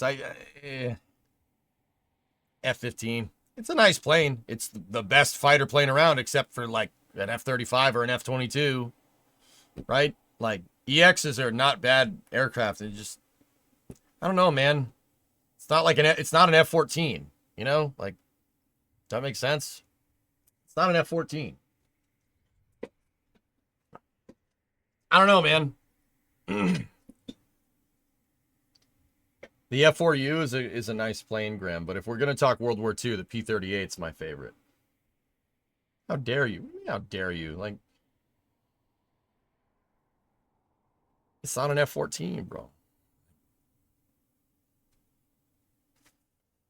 Don't get me wrong, F-15s are amazing. It's an amazing plane. So is the F-18. There's a reason why we still use those, and there's a reason why we don't use F-14s. Like, there's a good reason for this.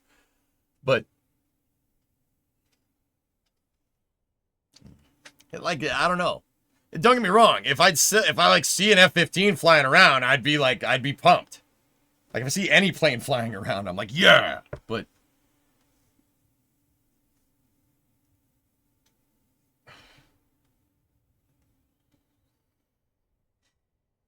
F-15s are based at Lakenheath, tend to fly over my town and rattle everything. The F-15 is an amazing aircraft. I would go out on a limb and say that the F-15 is still like if the US didn't have like F-22s and F-35s, the F-15 would still be king. It's still one of the best planes ever to arrive, and it's also launched something into space, which is pretty cool. It wasn't in space for very long, but neither was the thing that it hit. The F-15 is your shoulder shrug? Yeah, I get you. Yeah. The Comet, the ME-163? Yeah. I've seen an ME-163 up close at in Virginia. Ooh, is that an A7? A7s are cool. I like A7s. Yeah. It's no F4, Chief, but it's still good.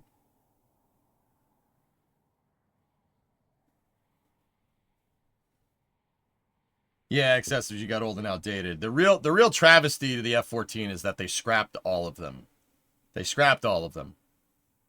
Not only did they scrap all the F-14s, but they scrapped all their parts too. All their parts, all the supply chains, all the tooling, all the everything. The entire F-14 industrial base was phased out and scrapped in the late 2000s. All of it. Except for a couple of planes. Yep. They didn't want Iran getting bootleg parts. That's why. There's only like a couple of F-14s left in this country. Pretty sure at this point, Iran has more F-14s than we do. Go figure. The Mirage 3 bucket. Maybe it's just the contrarian American in me, but French planes don't do anything for me. They're cool planes. Don't do anything for me. All right. That's cool. I'm not like, oh, you know, like.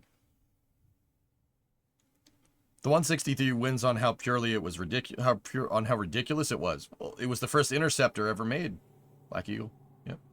What about the Beriev B-200 Ryzen? The seaplane? That's a cool plane.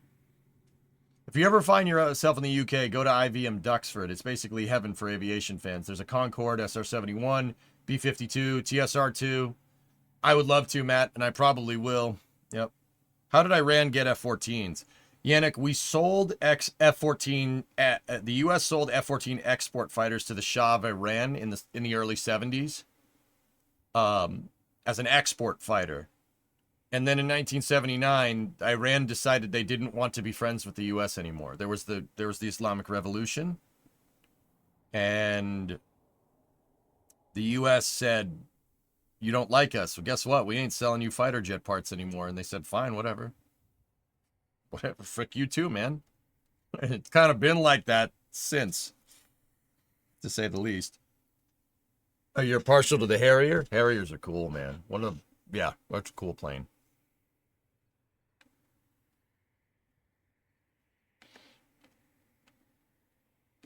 Actually, Iran did show off in my just passings around the internet and my travels around the internet. I did see like a propaganda video from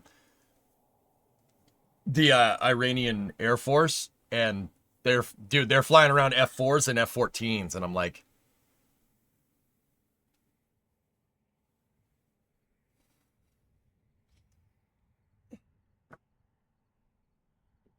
all right, okay. How about the F100, the Super Sabre? It looks like a vacuum cleaner, Trey. 262 was the first mass-produced fighter to enter service. I know what a Messerschmitt 262 is. Yeah. It's because BMW was able to figure out a way to mass-produce the Umo 004 jet engines. And they beat the Brits to market.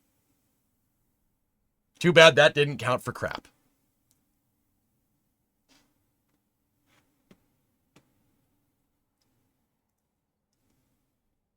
Like I said, and like they're just, you see the F4s and you're like, oh, that's cool. F4s and F14s. That's really, never mind. What plane is that? Where, Hokey? I don't see no plane. I ain't getting no plane.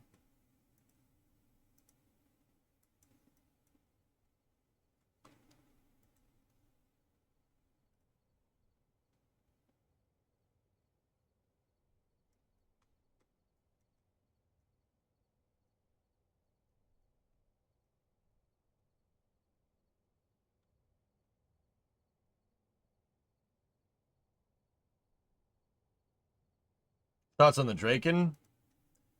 It's cool. Doesn't do anything for me. Cool plane. It really doesn't. It doesn't do anything. I can see the parallels between military aviation and NASA in terms of dollars. F-22. Example, F-22 is air superiority and it's going away. All of our fighters are multi-role master of none. Yeah.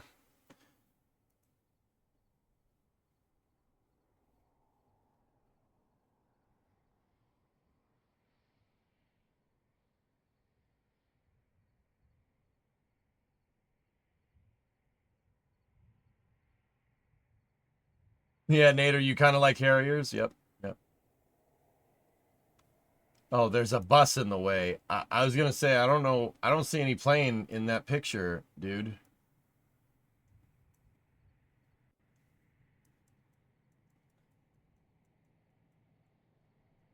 Here, let me look at it on Google Earth, dude. Hold on. I like the Harrier. I think the Harrier is one of the most ingenious planes ever designed, dude. Seriously, the guys at Hawker Siddeley really had a really good grasp of aerodynamics there. Like a really good grasp of aerodynamics.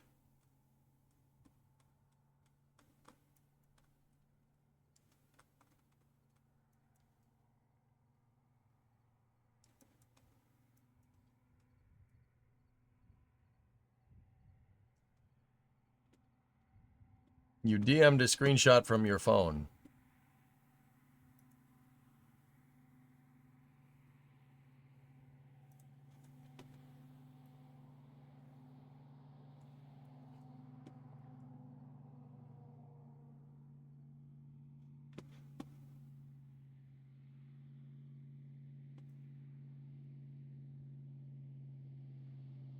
Where?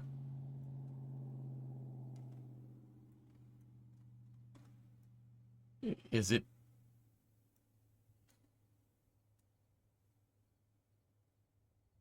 All right, Blackie, you get some sleep, dude.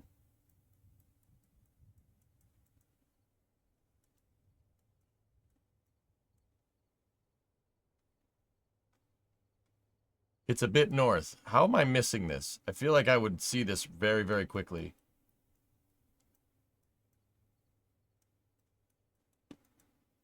Ah.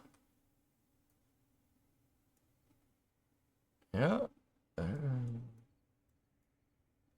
Damn you, Virginia Beach City Public Schools. Dude, there straight up is a bus in the way. You see it back there? You can see it through the windows. Ah! No!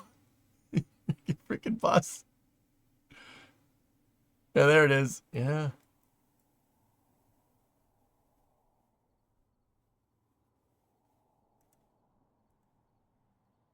Yeah, that's an F-14.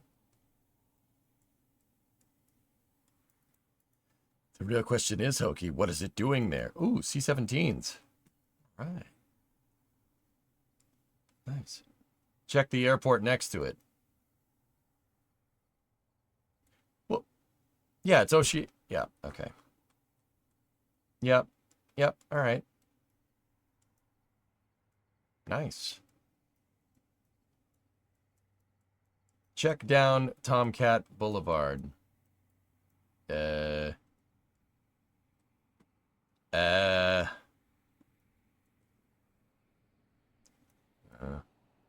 Huh? Huh?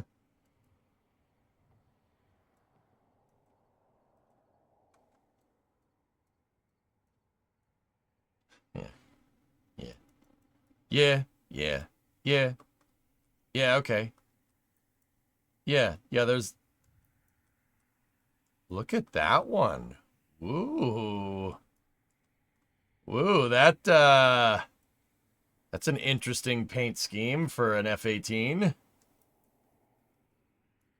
It's a Gate Guardian, Tessa. It absolutely is.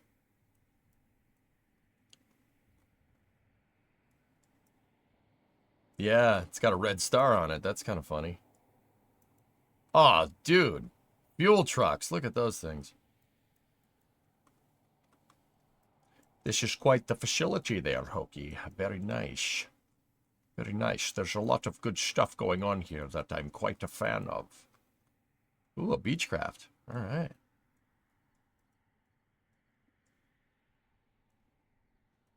Oh, dude. Can you imagine somebody's job is to just, like, walk out here, get in this plane, and fly it? Like, that's still something that just my brain has trouble with. Trainers. Another F-18 just chilling over there. Ooh, drop tanks. Drop tanks. More drop tanks. And defined golf course, as usual. Oh, let me see. Oh, yeah. Oh, yeah. Great. Where are we? Oh, yeah. Okay. Do you know why there's so many F-18s there? Because those F-18s are designed to, you know.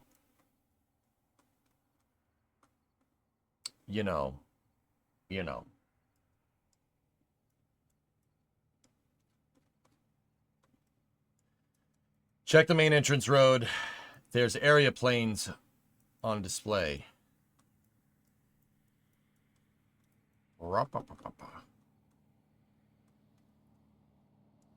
Stop flying over you. No.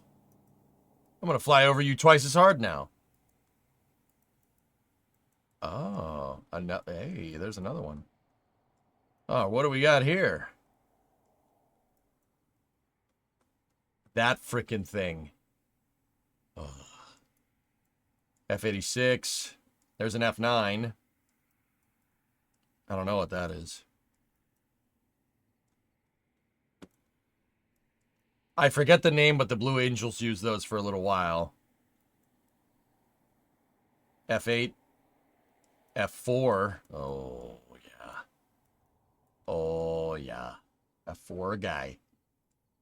The F-4 is a terrible dogfighting plane, but it makes up for it because it can go Mach 2, which is pretty quick.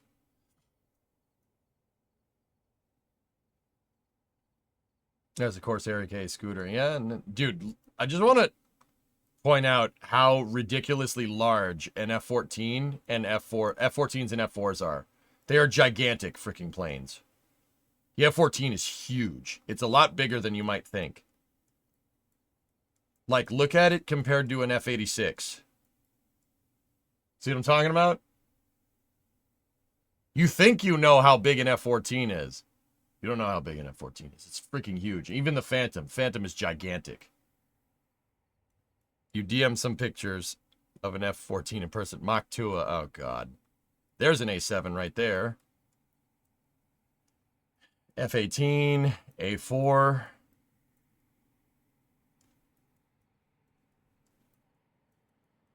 Why is that sitting on a plinth? Huh. Any comment about Top Gun 3? They're making another one?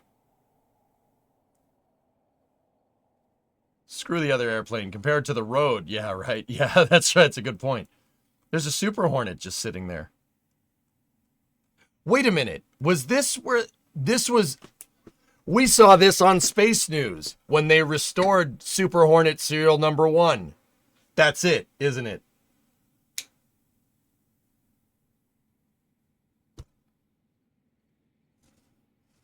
He flew A4s, dude. Didn't he fly these things over here? Have you seen the Space Engineers 2 trailer? I have not. Willie, Top Gun 2? I love Top Gun 2. I think it's better than the first one. We saw that on Space News a little while back. That's where they put it.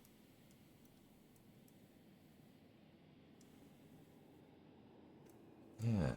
Ooh, an A6. A6? Yeah, A6. Cool. A lot of nice specimens here. Is that a Star Trek look?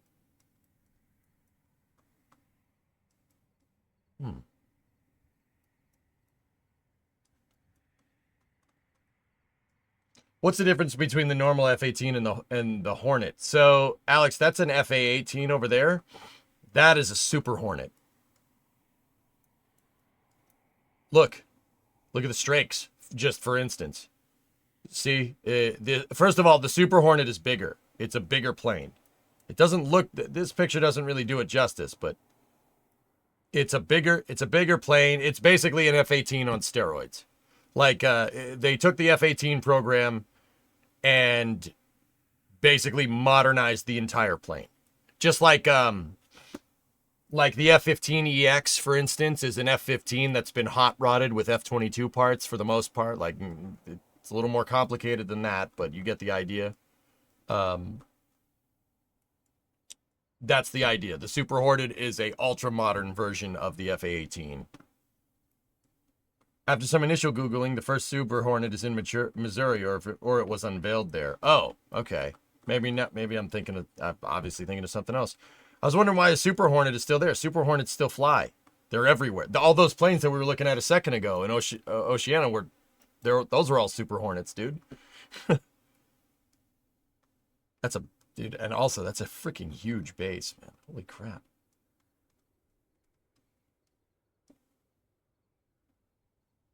That is a monster of a freaking base. But then again, it's Virginia Beach, so. Of course it is. What do we got over here? C5, dude. Oh, yeah.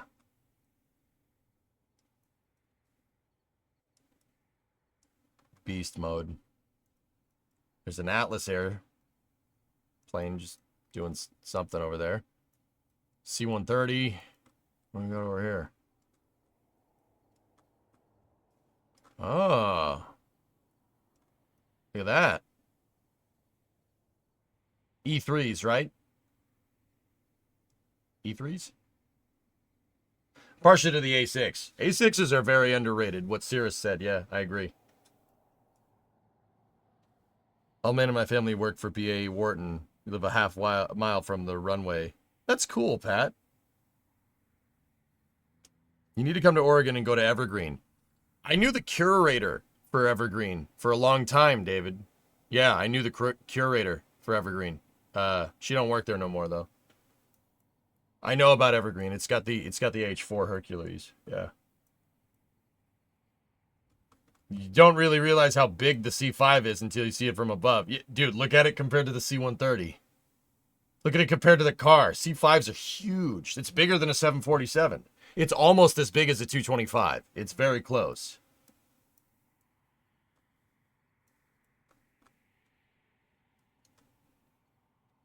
Boats.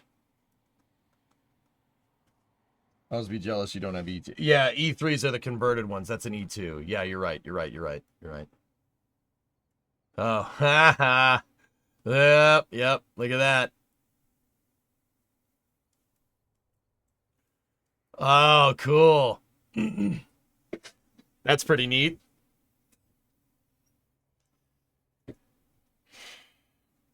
Yep, it's carrier runway for doing practice landings.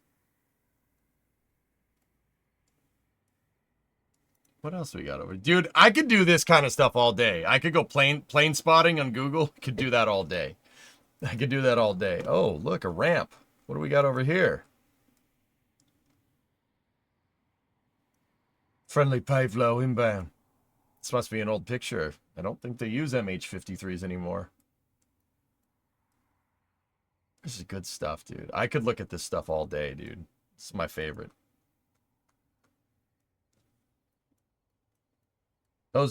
See those helicopters, dude? Those are big helicopters, man. Those are what you flew, 53s, Bob? Yeah, that's a big helicopter. Did you fly the 2 or the 3 engine variant? Yeah, because not a lot of people know those things have 3 engines in them. Yeah. It's a big helicopter. It's like the size of a Greyhound bus. Both get to the chopper. They phased them out, though, dude. They phased them out. They replaced them with MV-22s.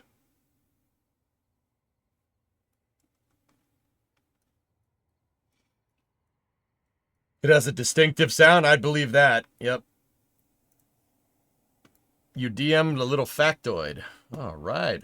Hokey it up. Also, nice pictures, Graham. Yeah, there you go.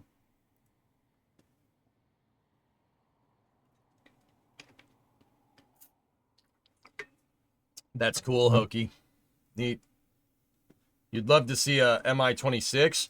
These are almost as big as a Mil-26. They're almost as big. Mil-26 is probably, I don't know, a couple meters longer than this thing. MH-53s are huge. That is a big helicopter. It's the same size as a Chinook, guys. They're big. They're a big helo. Those are CH-53s? Oh, even better. Still used. All right, well, that makes more sense. Dude, I could peep on this stuff all day. What do we got here? Yeah, just SH-60s. Yeah. What's sitting over here in the junkyard? Oh, look at these poor F-18s. Look at how sad they are. They're so sad.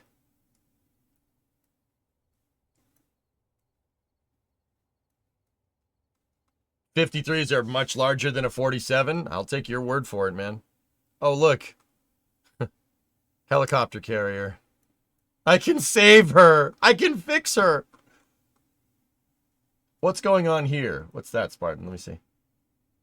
Yeah, dude. That's a great picture, Aqualix. Yeah. Good stuff. Where are we? Oh, what's going on there? Oh, yeah. Landing craft air cushions. The LCACs for short. That's over here. Yeah, hovercraft, dude. Those are hovercraft. That's the East Coast Hovercraft Depot. It's not called that, but it has a control tower, which is actually super cool. So these things are called LCACs, Landing Craft Air Cushions. LCACs are an amphibious assault vehicle that's used by the Marines and the Navy. Well, subsequently, right? This is the modern... Okay, so you know the Higgins boats at D-Day? You know, like they're in the boat and then the ramp goes down and they run up the beach? That's the modern version of that. It's an LCAC is what it's called.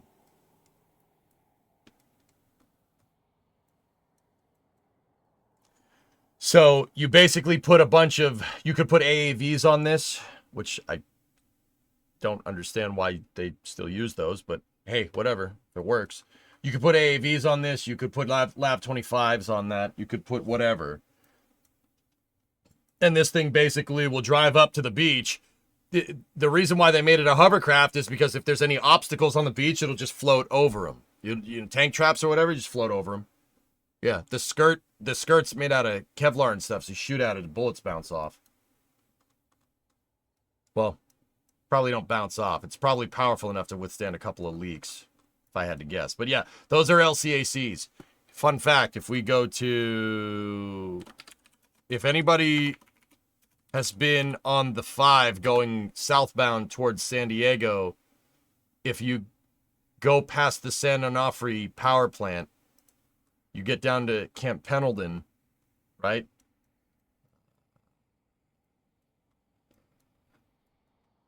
Or what's left of those, the balls. And you shut it off, it's bad for the environment or whatever. You showing your old stomping grounds. Yeah, right there. There is the West Coast LCAC depot. There's one on each coast. Pretty cool, huh? You can't see it from the highway. They put berms all around it, but yeah.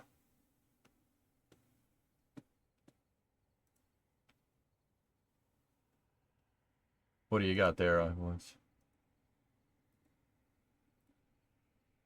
Dude, that's nuts, seeing one of those things do that. Crazy, man. Go Army. Hey, guys, what was the score of the Army-Navy game last weekend?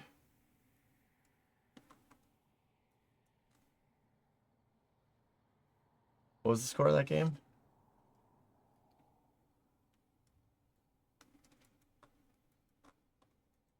Oh, wait, they lost. The Army lost. Huh, that's weird. And the sound, yeah, it's crazy noise, dude.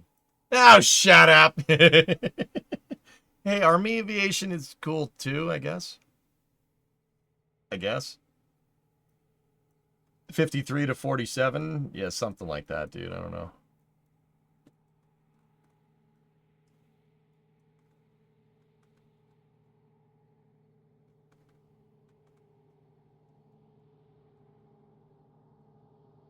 Do you want some A12 pictures? I've stuck my head inside of an A12, Graham. I'm good.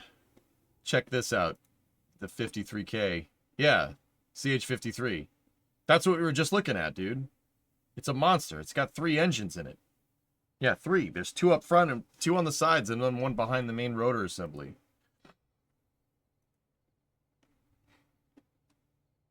Excuse me, but Army Aviation, Air Force Light, all the way. Bright, I like you, man. I love Chinooks, but the Navy's got cooler toys, man. I'm sorry, like, they got cooler toys. Like, that's why I like the Navy so much, because the Navy and the, well, the Marines have something. They have things, but the Navy's got cooler toys, man. Maybe not that or that. That's a pretty cool toy. If you like sinking ships, that's pretty cool. That's pretty cool. Tell no one that I agree. All right, fine. That's fair. That's fair. Some Walt, dude. That's such a cool... Dude, look at that thing. What the heck? What the funkin' waggles were they cooking, man? Actually, the carriers, they usually moor them across the cross Coronado Bay.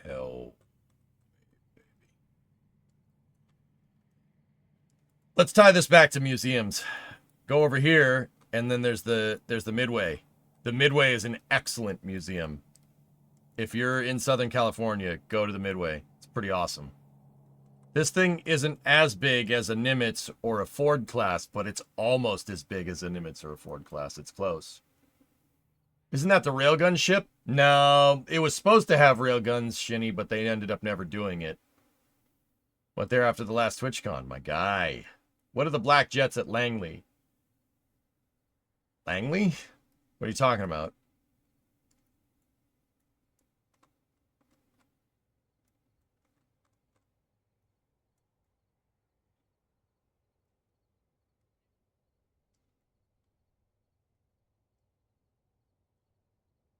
Dude, for the longest time, I wondered if this over here was like a runway or something, because it was next to the runway. I'm like, is that an old runway or something? And then I realized it's the parade grounds for the Marine Corps.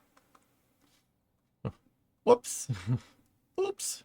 Definitely did that on stream. I was like, what is this for? Look at this. It's just a big open parking lot. A couple of devil dogs in chat were like, no, it's not. I'm like, oops.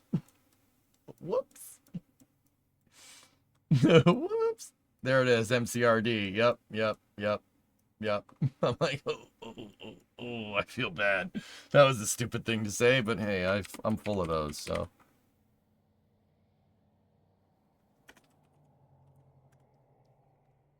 What are we talking about here, Flip Up? Let me take a look. This is Langley Air Force Base. All right. So you said there's black planes here. Let me see. Those things? T-38s, dude. They're T-38s. So, guys, the Air Force, the Navy, whomever, anybody that flies planes, like in the Department of Defense, they have OP-4s. That's what these planes are. That's what the darker planes are. Like we saw that F-18 with red stars on the wings. It's painted just conspicuously painted to look exactly like a MiG. They're called OP-4, opposing forces or aggressor squadrons. It's basically well, once upon a time they flew actual enemy aircraft from people that had like defected and stuff, right? But then they stopped doing that, and then they contracted it out, and they started contracting out like aggressor squadrons to companies like Draken, which Jared Isaacman started.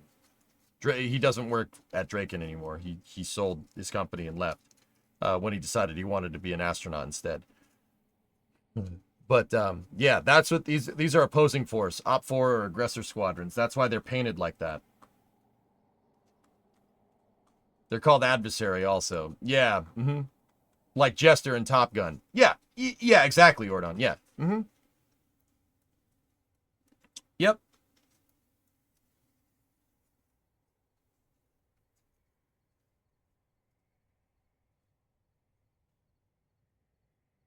Yeah, those are T-38s, dude.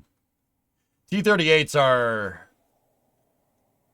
trainer airplanes. It's a trainer craft, hence the T. There's no weapon systems on it, but it's designed to they're designed to train you on flying twin-engine jet fighters. That's what they're there for. NASA uses them too, actually. If we go to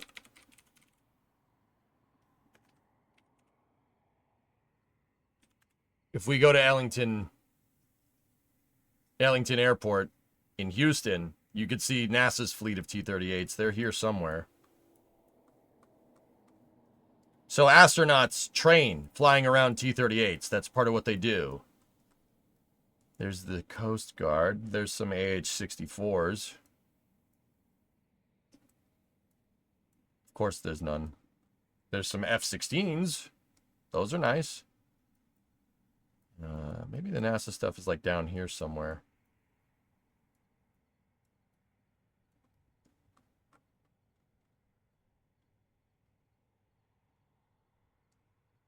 Maybe those. But anyway, NASA has a fleet of T-38s that they use to train astronauts.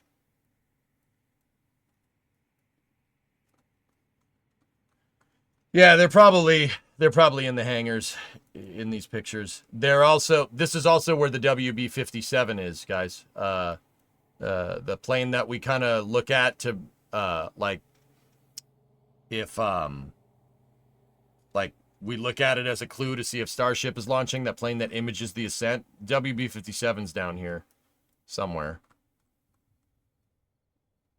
There's a lot of FBO at Ellington nowadays. Wheeler Field? I heard Pima has a B-36 on display. It does. I've seen it. It's pretty big. But the B-36 was not a good airplane. Cool because it's so ridiculously big, but that's not a good airplane. Turns out backwards facing propellers with piston-driven engines is a really stupid idea. So the B-36 was using Wasp major engines. It's like a 27-cylinder radial, right? And those need to be air-cooled. Those are derived from, like other types of engines. Those Wasp majors are derived from like B-50 engines right there, which is derived from B-29 engines, which is derived from B-17 engines, right? Note everything about all the other planes that I just said. B-17, B-29, B-50. They have forward-facing propellers. They're air-cooled engines. There's no radiator, there's no coolant. They're air-cooled, so they have to be exposed to some onward airflow. When somebody comes along and decides they want to put a wing in front of one of these engines, the engine has trouble shedding off all that heat because there's a wing in the way. It's not exposed to oncoming air. Now, the B-36 did try to make up for that by inlets. It has 6 intakes, 1, 2, 3, 4, 5, and 6, right? It did try to make up for that, right? But it couldn't. It couldn't make up for the fact that the engines were lighting themselves on fire because they were overheating. That's why they fitted jet engines to it to try and fix it. I'm telling you, and the B-36 program was made on a cost-plus contract. It was made on a cost-plus contract IDIQ, if you really want to know, that Convair lobbied for after the war.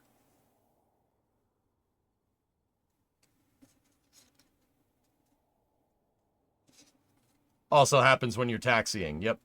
I mean, it's a cool plane. 6 turning, 4 burning. That thing has 10 engines on it. 4 jets, 6 propeller engines. It's a cool plane, don't get me wrong. Really, really neat airplane. But did you guys notice how all the other planes that I said, you know, B-17, B-29, B-50, that's all Boeing stuff. And then all of a sudden, this Convair plane comes along and just gets this juicy freaking contract? And then they produce a piece of junk, indefinite quantity, indefinite delivery. After that, Boeing cooked up that thing right there, and then they never looked back.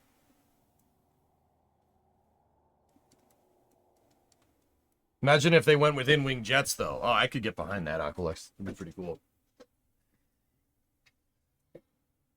That's a B-47, and the B-47 led to that thing right there, the B-52, which we still use.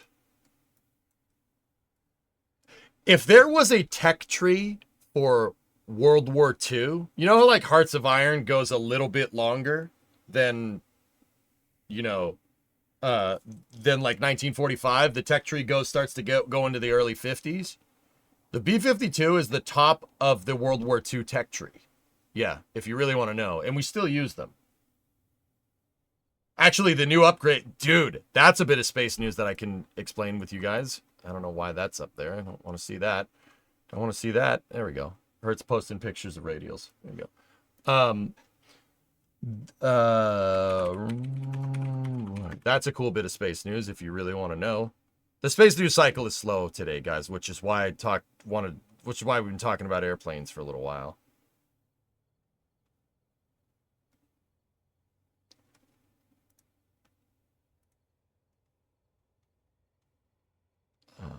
Rolls-Royce actually posted some pictures of them testing new B-52 engines. Yeah, there it is. Dude, check this video out. So Rolls-Royce recently got the contract to upgrade the B-52's propulsion systems and keep the B-52 flying for another half century. Buffs will be equipped with warp nacelles when we invent FTL. You ain't kidding. Look at that, dude. Look at that, huh? Bro, all right. Dude, look at this test stand.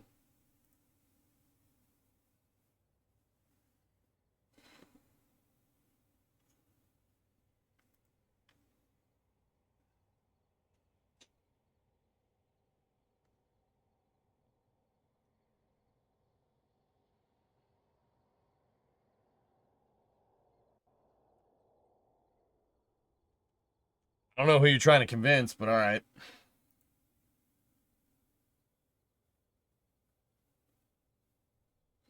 Are B-52 airframes still manufactured? No, Hokey. No, I think I have it. Looks 3D printed. But that's cool to see. Look at, dude, the twin engine cowl. I still think that looks sick. The twin engine, the twin engine nacelle is still an aesthetic, man. That's a vibe. It's the hardest cope, Kev, ever. It's like if you buy an iPhone, it said designed in California. It's like, where'd you make it? Where'd you make it, Apple? Where'd you make it? Designed in California. Okay. Yeah, we haven't made B-52 since the 60s. Yeah. But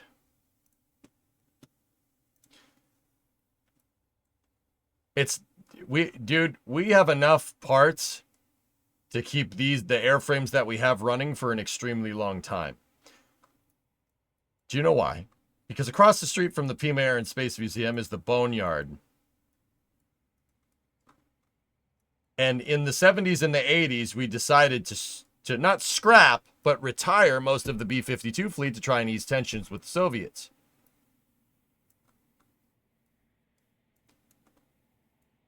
So let's just say there's a lot of parts left over.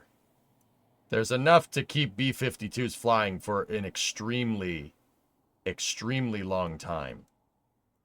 Oh, you think that's all of them? Nope.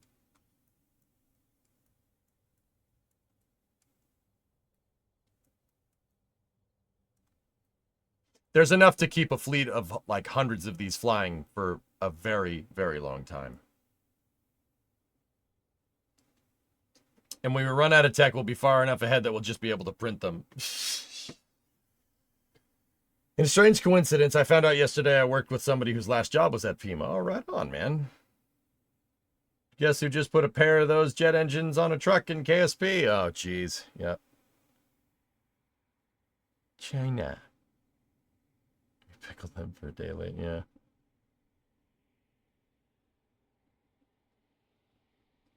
Yeah, orange, yeah, there you go. B-52 is still good design, man. It's still good. Still works. That and the C5.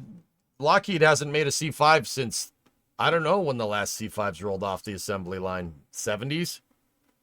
We just have, I mean, look at all the KC-135s, C-130s.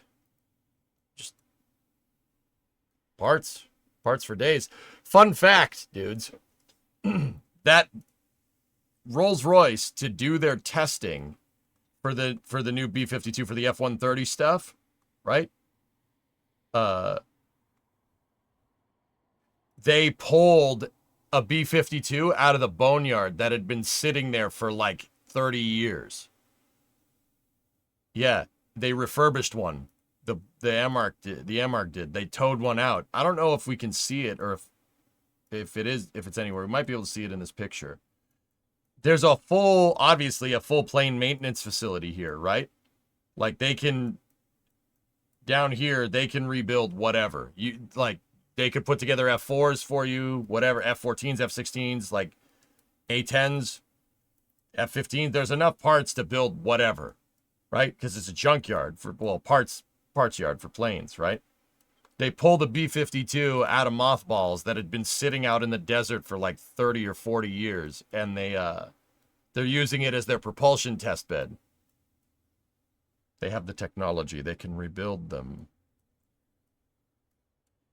I don't know which one it is, and I don't know if you can see it. It's definitely not these ones. These ones have seen better days.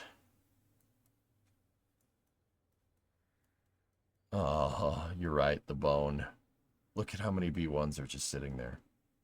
Yikes. It would have to be one that was intact. We might be able to see it in this picture. Those ones don't seem to be intact. Oh, there's a couple. It's the intact airframe planes.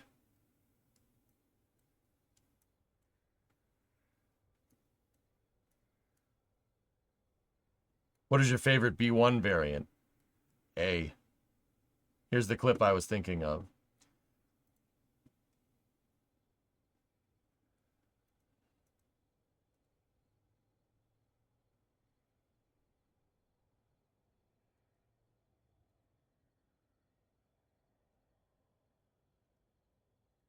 What is this? Weather guy? Gas turbines. Oh, my right ear loved that.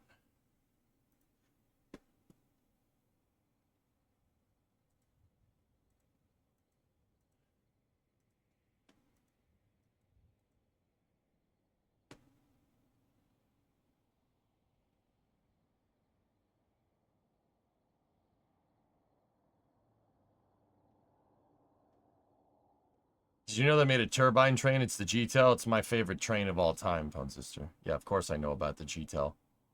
It's a turbine that's burning heavy oil. So, don't do that. Bank angle. Bank angle. Don't do that. It's going to fall out of the sky. I'm telling you right now. That's way too steep. You can't bank B-52s like that. They'll fall out of the sky.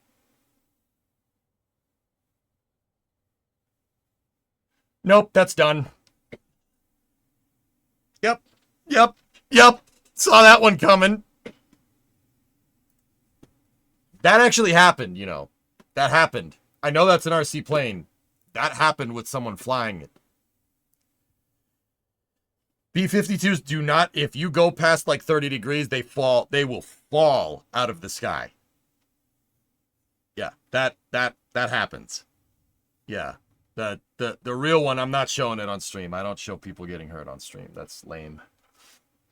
Yeah, you can't. Well, that's good. That, I mean, the model. That means that RC model was very high fidelity. It was really high fidelity. Yep.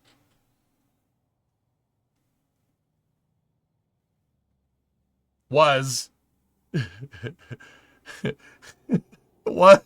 Was really, it was Geeson. That's how you know it's good. Dude, it flies exactly like the real one. Like, it flies exactly. Oh my God. Yeah, dude, don't bank it. You can't bank B-52s like that. It's a bomber. It's not a fighter jet. Oh my goodness.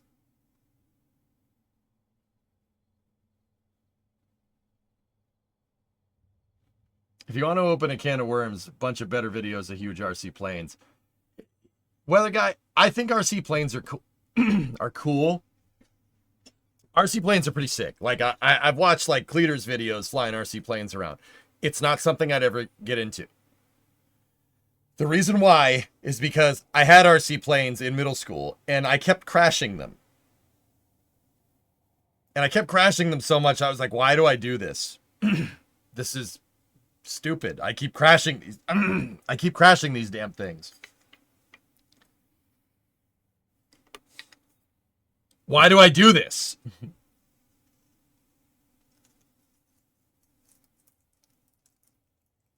Odd question, but can you explain what makes the Shadow Storm missiles the UK is exporting a big deal? Shadow Storm missiles? I'm sure I could figure it out.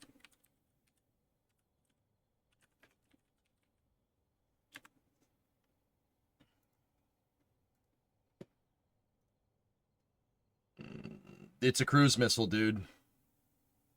Cruise missile. Long range. That's why. It's a long range munition, Klecko.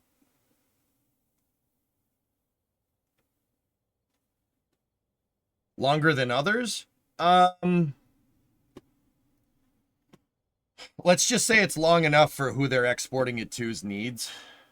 Yeah. It's a long range munition. That's the big deal. So, all right, a little bit of meta if you want to understand this. What's a cruise missile? What does that mean? Everybody knows missile. The missile knows where it is. What is a cruise missile? What's the difference? A cruise missile is just a plane. It's an airplane with a bomb at the front instead of a person. That's it. That's all a cruise missile is. So cruise missiles can fly for extremely long, like you get really long range out of a cruise missile, but the problem with a cruise missile is that it goes slow. This is just an airplane. It's just an airplane. That's it. It's just it's like a remote control airplane that we were talking about. Only it has a boom boom at the front. See, look, it's got a jet engine and everything. Actually, look at this little tiny thing. Look at this little thing. It's a little baby jet engine.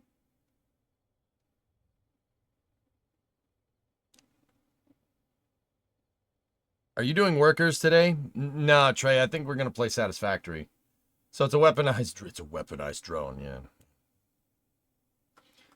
How much power does this thing make?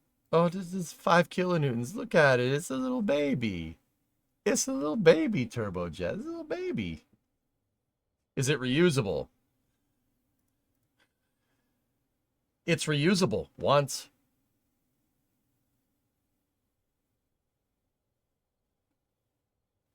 Actually, have you guys seen that dude? That dude that made the reusable missile? So like it's a missile that can RTLS. I'm not making this up. It's a missile that if you fire it and you don't need it, it'll actually turn around, and then it has like it's a missile with like a drone attached to the back of it. And the missile will stop and it'll VTOL and it'll land your munition instead of just having the munition expend itself. Yeah, loitering munition. That's yeah,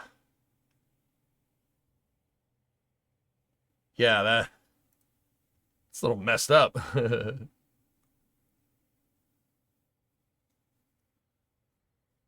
I'd bolt that jet engine in my car. Yeah, right. I lost a turbine RC Super Hornet this summer, servo failure on a Tayloron. Dude, I think RC planes are sick. I'm not gonna say they don't do it for me because they're super cool. I crashed them. I crash RC planes. I'm not doing that. I'm not wasting. I'm not gonna spend money on it and just crash it after 5 minutes. I'm not doing that. Then watch other people fly them. Why do that when I can watch other people fly actual airplanes? With 3D printers, you could just print another.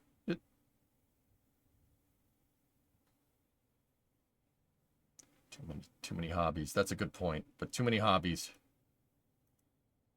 And another one. Dude, I already like too many things, man. We don't need to rope RC planes in. Because if we're roping RC planes in, then it'll be like I want an RC car, and then I want an RC boat. Just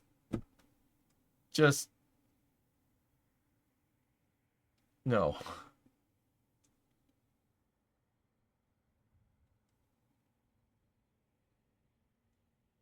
Just no.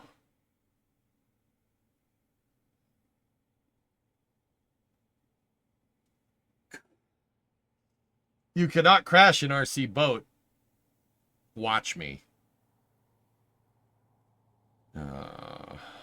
Hawks, we had a whole discussion about that before Space News, man. RC aircraft carrier. I would find a way to sink it, dude. What would it look like if you mashed all your hobbies together? I don't know.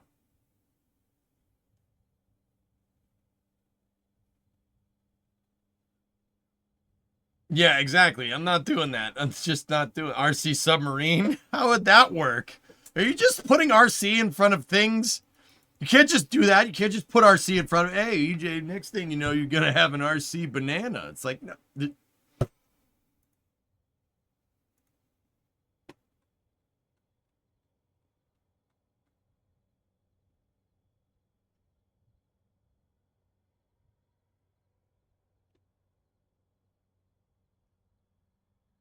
Oh, man.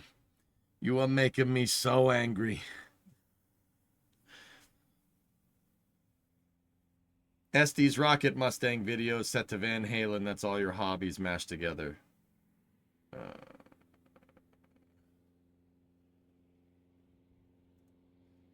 RC colonoscopy. Aren't all of those RC, Jermaine, technically? Like,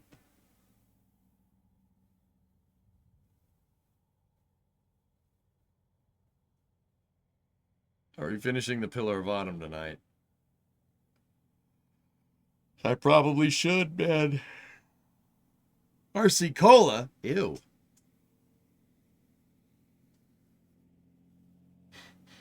RC Square Hole.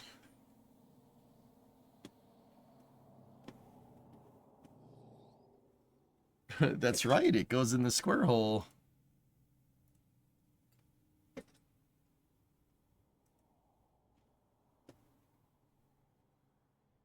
The POA is almost finished? No, not even close. What is this? What they got? It's an RC submarine. No, I'm ending this Space News. I'm ending it now. Let's play Satisfactory. RC Cola's Flat Coke repackaged. Thank you! Building a Pillar of Autumn model? I'm building a 1-to-1 scale model of the Pillar of Autumn in Satisfactory. That's what we're working on for After Hours. Okay? The space news cycle is extremely slow today. There's not a lot. That's why we're here talking about airplanes, okay?